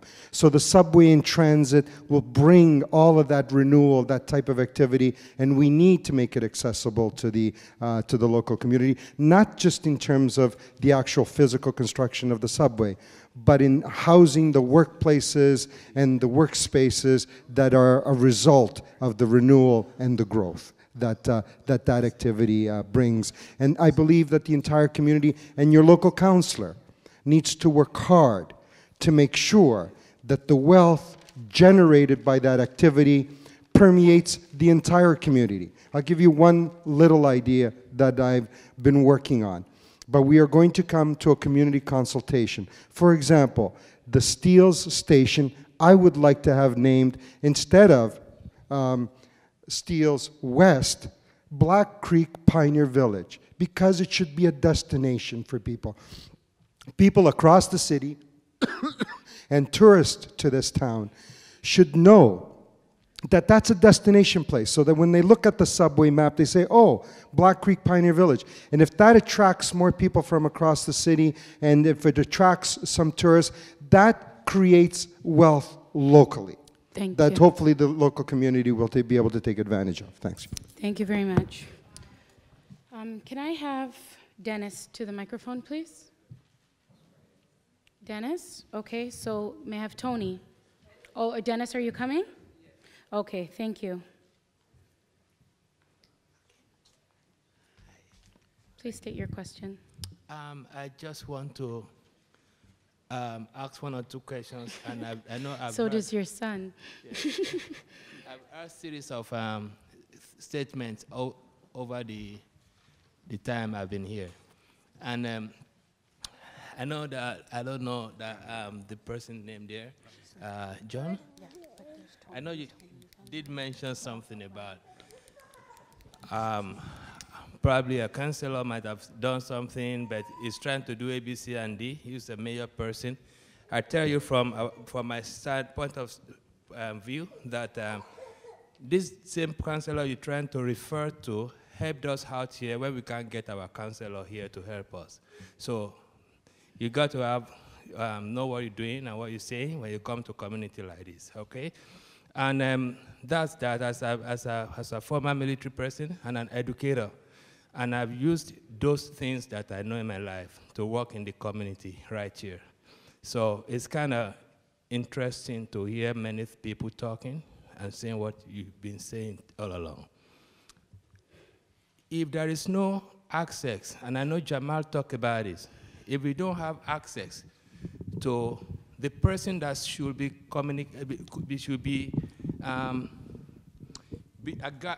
that should be bridging a gap between community and the city. If you don't have access to that person, you're going to have a lot of trouble in the process. The community will not run well as per the community agencies that are running. They will not run well. And I know this for a fact. All we'll be getting will be few organizations that are either friend or friend or friend that are getting everything, keep going on and on and on. And Mr. that is Dennis, not good. Mr. Dennis, can you phrase it in a question, Okay, please? so the question I actually have at the end of the day is that, are you guys saying that if you go in, or who will be able to give a better assurance that you go in, we will have access to you as our counselor? That is very important. Thank you. We did have a question about transparency and consultation, and Mr. Dennis has asked, how can we access you and know that we will be able to count on you and access you as a counselor? I would like to start here and go across. Please keep your response to 30 seconds. Set up community hours, which I've done. Have community consultation, community meetings by the dozens and dozens and dozens and dozens across the entire ward, which I've done.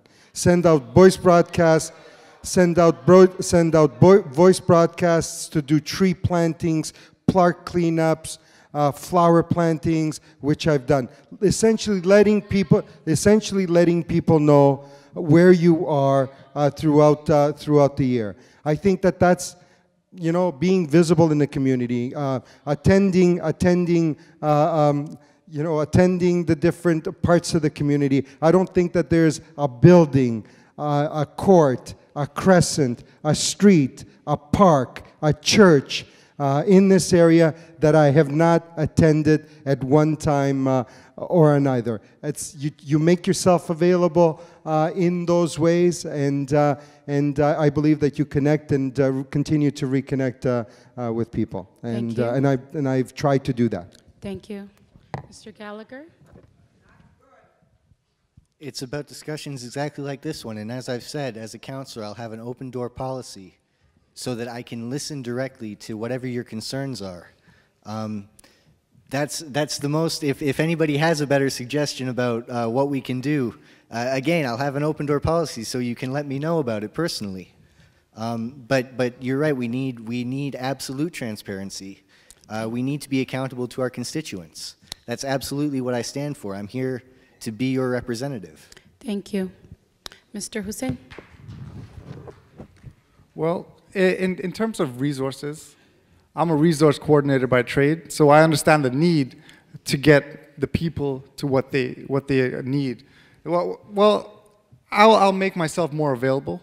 I live in this community. I'm in Driftwood, Sentinel almost every day. So I'll be around. So if you need to ask any questions, I'll be there. I'll come around the neighborhoods and hold forums within the community in open spaces more than once a year. I'll come out almost, well, I'll be there anyway, so you can come and contact me anytime. I have my phone on me all the time, so you can contact me anytime during the day. So if there's any concerns that the community needs or any individual has, feel free to contact me and I'll be there. Thank you. Mr. Clarke? I feel like the bad guy because I always find myself attacking Mr. Perruzza, but he is the incumbent, so that's where I guess I must attack. Mr. Perruzza rides his bike around the community. I do commend him for that. But I don't think Mr. Perruzza rides his bike into the marginalized community. When I say that, I mean Driftwood, Shoreham, Lane, the people know. And I think that they're just as important as anyone else. When I was knocking doors, I could have chose to knock Palisades, Shoreham, Drift. Because you want to get out quicker, right? In any event, I realized that, you know what, me just knocking the marginalized community is not noble. So I took myself to every corner, every crescent, every avenue, every drive, every court, and I knocked the Italian community, I knocked the black community, the Asian community. It was a lot of work, but it needed to be done because everyone needs to know who their next counselor is going to be. Secondly, on the advanced polls at McGuigan on Sunday, as they were closing, I saw yourself, you know who I'm speaking of, and your friend Richard. And he said to me, I want to have a meeting with you, and I'm going to call you. And I laughed at him, sure, and you remember. He says, I have your direct number. And I started to laugh even more, because I wanted to know, what is my direct number? On every piece of literature that I've put out, it is my direct number, right? It's not my assistant's number or my campaign office number, it's my phone number. And the problem is, at all hours of the night, I have people in distress calling and saying A, B, and C, and it's my direct number. Some people are like, oh my gosh, it's your real number. Is this Antonius? Oh, Mr. Clarke, how are you? And I will maintain that when I get into office. I'm not planning on changing my number or giving my cell phone away. You have my number. And every house in this constituency has my number. Call me and I'm there for you. Thank you, Mr. Clarke. Mr. Smitherman, thank you. Well, my fellow candidates have all made some good points, and I'm left to sweep up after them, I suppose. But I have been a tractor-trailer driver for over 30 years. It was a 7-day-a-week, 24-hour job, and I consider being a counselor exactly the same thing. I think you've got to have an emergency plan in your back pocket in case one of those tank farm blow up, and you need to be able to deal with the constituents 7 days a week, 24 hours a day. I haven't made it to every crescent and every court, but I've been in probably 80% of the high rises. I'm not shy about going into any of them. I made the high rises a focus of my campaign. My website I've been using as sort of media venue, and my home phone number and cell phone number are on it. And I have had some people call me, and I've helped them out. Certainly, if you're not going to be available, you definitely need somebody that's capable to take your call as a counselor. There's no question about it. Thank you. Is this Rama? Hi, please state your question. Okay. My name is Rama, and I'm a resident of Jane and Driftwood. the past 21 years. I'm 23, so pretty much that's my whole life. My question is related to that community that I'm really proud to come from. Like Mr. Brown said today, there's a lot of truth to his comment in terms of him feeling like he's the real counselor in the community, because when the community is crying, when the community is grieving, when we don't have anyone to stand up there to be leaders in our community, when our real counselors are not to be found, or they're here for 21 years, Mr. Lapreti's not here, but 21 years, yet they do not respond to the real issues that we face, and Mr. Perruzza, who also continuously neglects the community, we're here for one another. My question is related to one such issue that is, for as long as I lived here, has not been answered, and that's police brutality.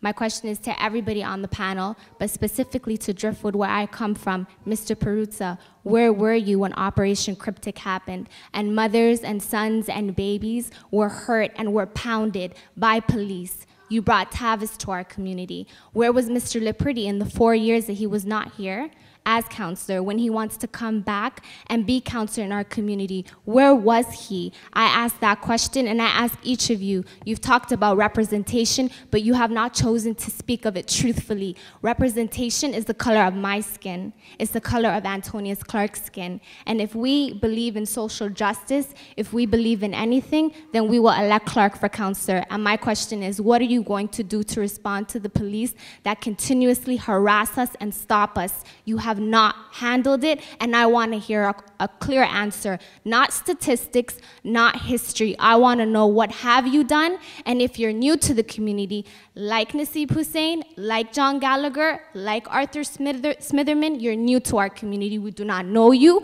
We have not seen you. You may have gone to the schools, but we do not know you. You have not done enough. So my question is, if elected counselor, what will you do to handle police brutality in our community in a meaningful way? Thank you.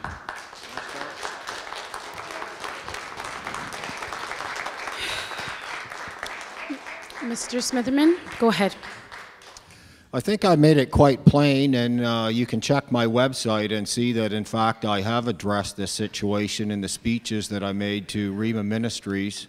And in fact, it is in my social and economic prospectus to, in fact, work with the police to ensure that they are not adversarial and more oriented to dealing with disputes in a kindly and humanistic fashion.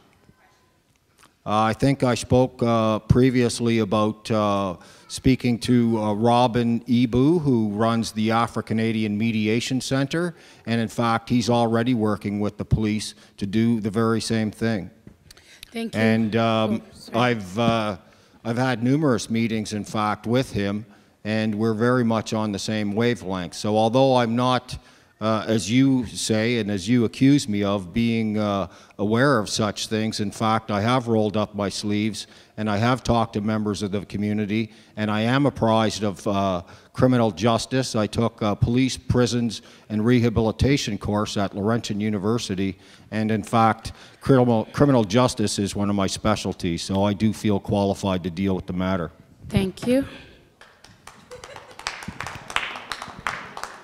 I'd like to make it clear that I respect your bias, but you do have a bias towards me, and we should put that out there.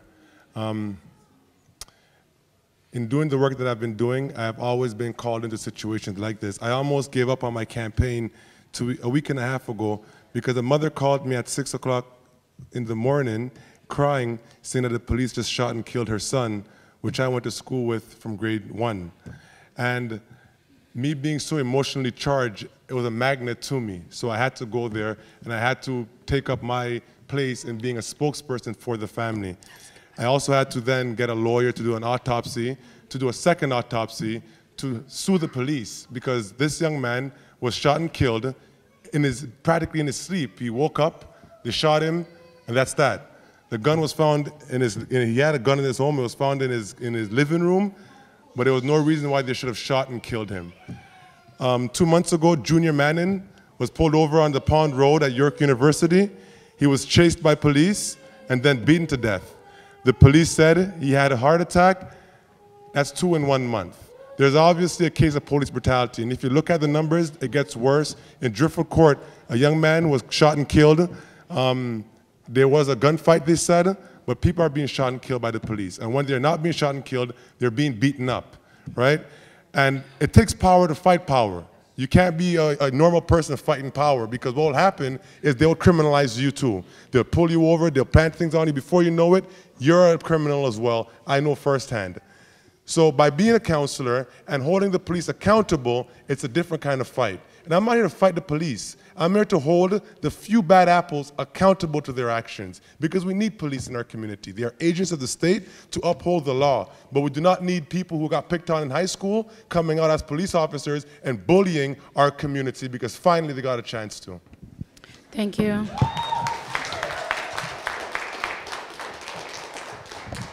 Mr. Husain. First of all, I'd like to address the fact that I've been in this community for 23 years, so I'm not new to the community. Secondly, the community is more than your face and Antonius's face, because they're a multicultural society right here. There's more than just one or two cultures here. There's a facet. And third, yeah, well, there's lots, and we can't just look at it as just black and white. It's not. There's lots of colors here, and we're all disadvantaged. I'm sorry, but I have to say, when you look at who the police are beating up, it's not white males, it's not Asian males, it's black males. The last two people who were killed by police were black males. Forgive me, Naseeb, no one is being racist or saying that it's only blacks, but even when you go to jails, the most people that are in the jails are the black males. So let's just put that there. One love, my brother, I love you. Well, let me get to the policing issue, though.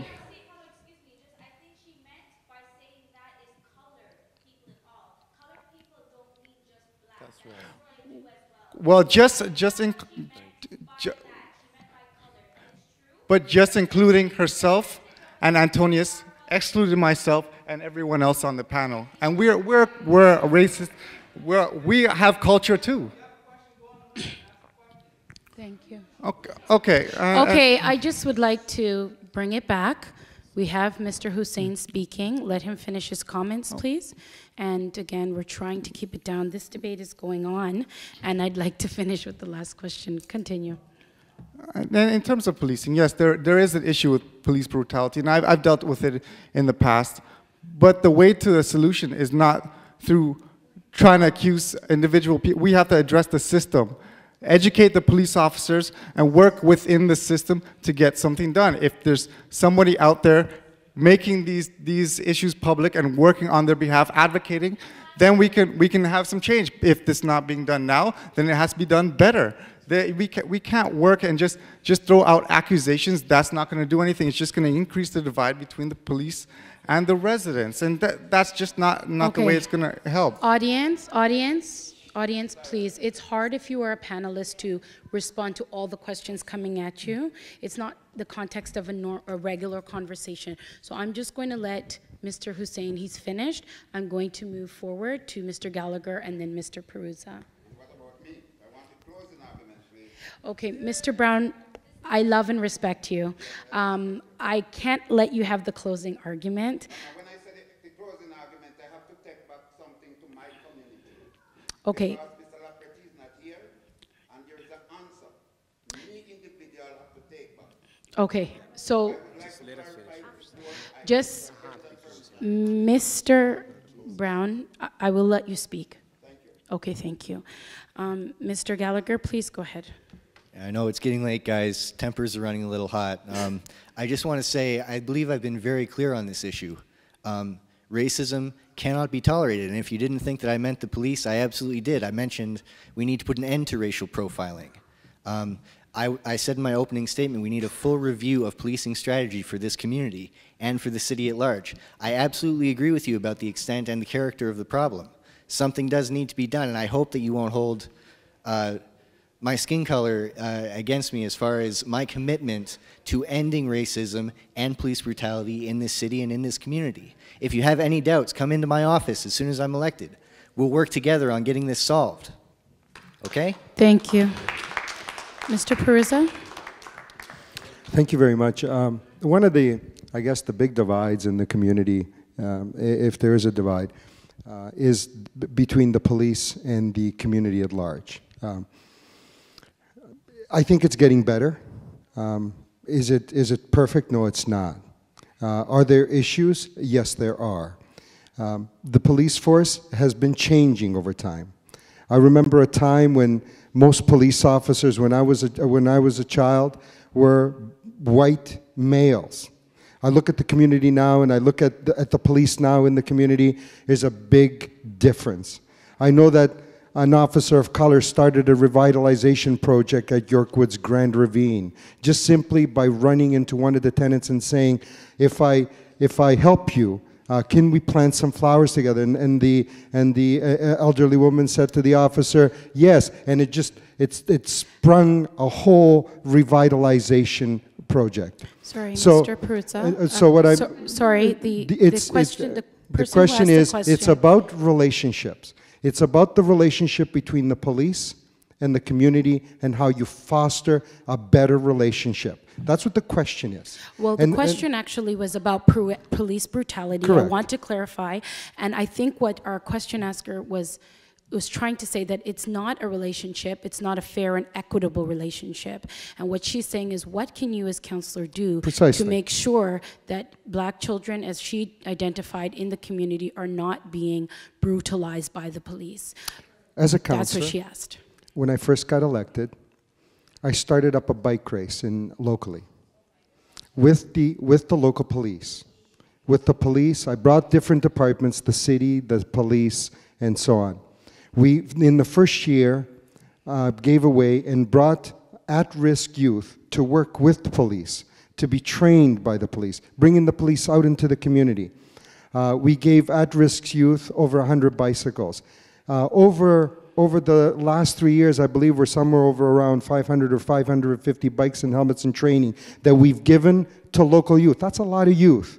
And that's a lot of contact building between the police and the local youth. Building relationships, getting them to know and get to know each other. Bringing the police out into the community. Now, so that's one side of the equation, is fostering those relationships. And we've been working hard to do that. On the other side of the equation, when brutality occurs, when harassment occurs, one of the big deficits that happens is, you know, and it's a problem that we all have, is witnesses coming forward. Coming forward and saying, hey, I saw that officer do that to that individual. Because when we get those situations, then those people, those officers who do those things will be punished. But we, all of us, and we will all speak out in that regard. And I will be the first. Excuse me. And I would be the first. Rama, can you please, Rama, if you want to follow up, please come to the mic. Please come to the mic. Just come. I can speak very loudly. Okay. Saying it's up to the witnesses to call, the same residents who the police circle the block again and again. It's up to us. It's our responsibility. You're not going to do anything. You haven't done anything. These are mothers, these are children, and they have to pick up the phone by the same police who harass them, who come around the community. You're not answering the question. You're giving them speeches like you always do. Bike race, that is not going to help all the boys that are in jail right now. That's not going to bring Eric Asawi back. It's not going to bring Delane back. It's not going to bring, I could go on and on and on all day long. It's not going to bring back everyone that we lost our whole lives. You don't do anything. And you need to go. And if we have any sense, we'll vote Clarke for council. Okay. Thank you. Ladies and gentlemen, I thank you for your comments. The time is 8:50, and this venue has to close in 10 minutes. So I'm going to ask the councillors, the last question of the night is, should another councillor win, who would be your choice and why?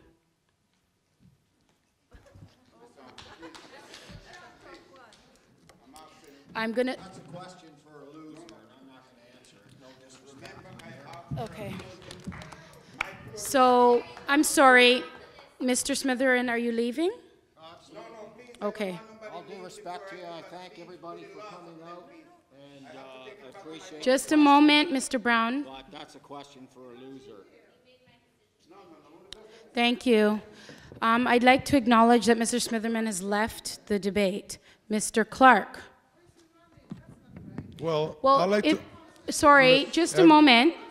Just a moment. Hey, watch how you Audience, speak to my mother. Just a minute, Be Mr. gentle Clarke. with Mom, Mr. Smitherman. She's my mom. Mr. Clarke. It's okay, Mom. Don't be Mr. emotional. Clarke, I know you love me. Mr. Clarke. Sorry. Mr. Smitherman has every right to leave the premises if he wants. You are the informed voter and make your decisions accordingly. That's right. So I would like to give the floor to those who are left here to finish, and that is Mr. Clarke, and going forward, coming towards me. Thank you. Come here to find out certain things, please, and I would like to take it back to my community. Mr. Perruzza, no. I would like, because these two people, between Mr. Preti and Mr. Antoni, are in my hands. And they know, they can tell you. These are young candidates. And I want Right, Mr. Brown.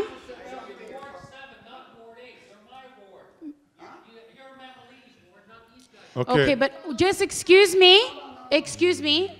Again, I really would like to close for the evening. I'd like the candidates to address the last question. Mr. Brown, you spoke earlier, and so I'm going to give them a chance to speak. Mr. Brown, I'm happy I'm not in your hands. I'm in God's hands. I think that's better hands. In any event, no. You're being a bully now. Don't be a bully, Mr. Unofficial Counselor. I hear you, but I rather be in God's hands. Mr. Clarke, just a minute. Mr. Brown. He's been ranting all night. I know. Mr. Brown. Come on. Mr. Brown. I understand. Mr. Brown, excuse me. DIA is going to have more debates in the community. We are going to organize, and we are going to be able to make this opportunity. But Mr. Brown, you've spoken more than once for the evening, so I want to give the candidates an opportunity to close for the evening. Thank you respectfully. Mr. Clarke, go ahead. I'd like to answer on behalf of Mr. Preti. He told me that when he goes door to doors and people say, if I don't vote for you, he said, vote for Clarke. Because, you know, I trust that he'll be the best in the community. But Mr. Arthur Clarke, that's inspired not the me. question. I got you. Arthur inspired me. You know, that is a question for losers, and I'm sure that I'm going to taint the answer of everyone else after me. I voted on Sunday,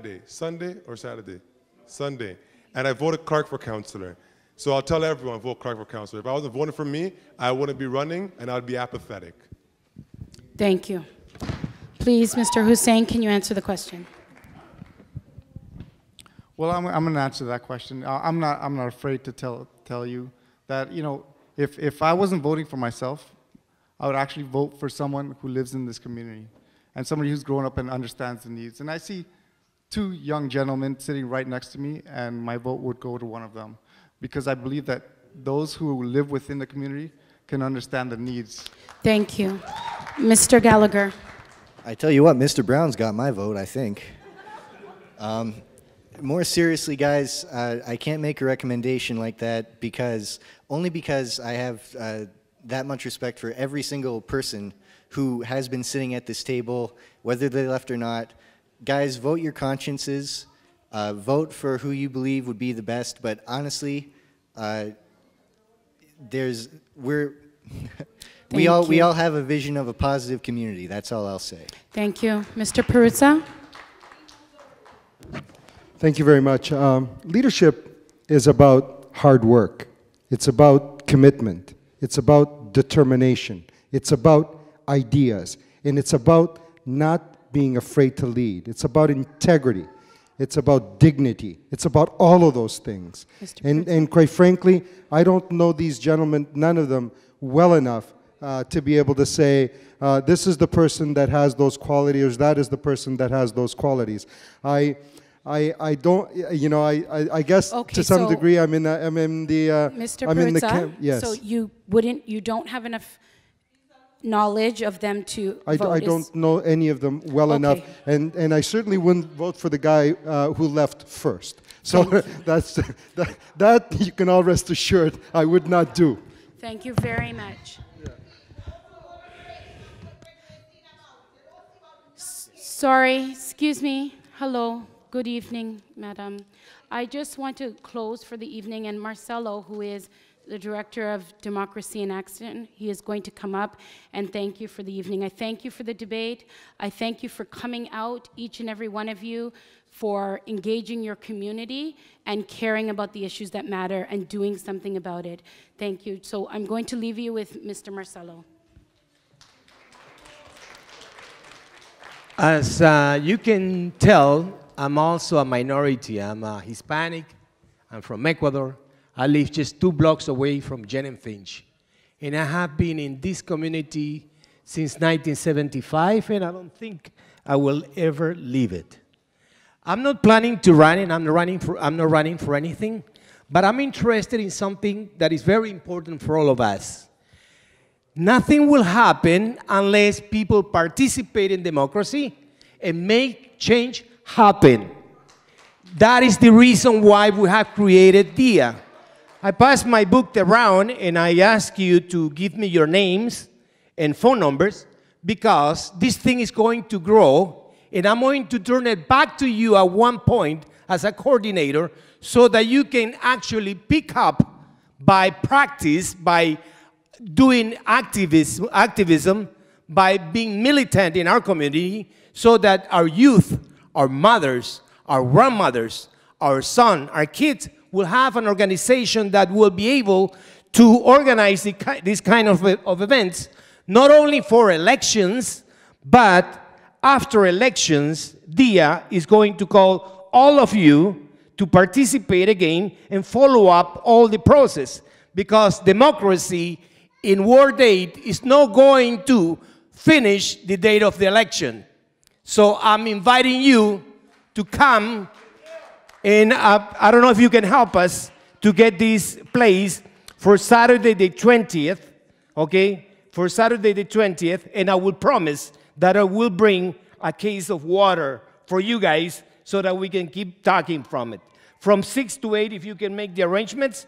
I don't have money to pay for it, and that is one of the biggest problems that I found, that there is nothing available when you want to deal with youth, democracy, and the problems that need to be solved.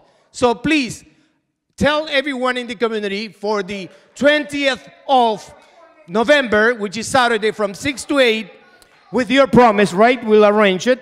Marcelo, no, you know, permits don't work like that. If there's a group in here from 6 to 8 on Saturday night, I don't know what the situation is here. And I'm sorry, but if someone has been planning an event for months and months and months and they're expecting to be here, I think that they would expect to have the place. So Marcelo, that commitment cannot be made here on the spot. At least if we can have a place where we can meet and get our community near the Jane-Finch area.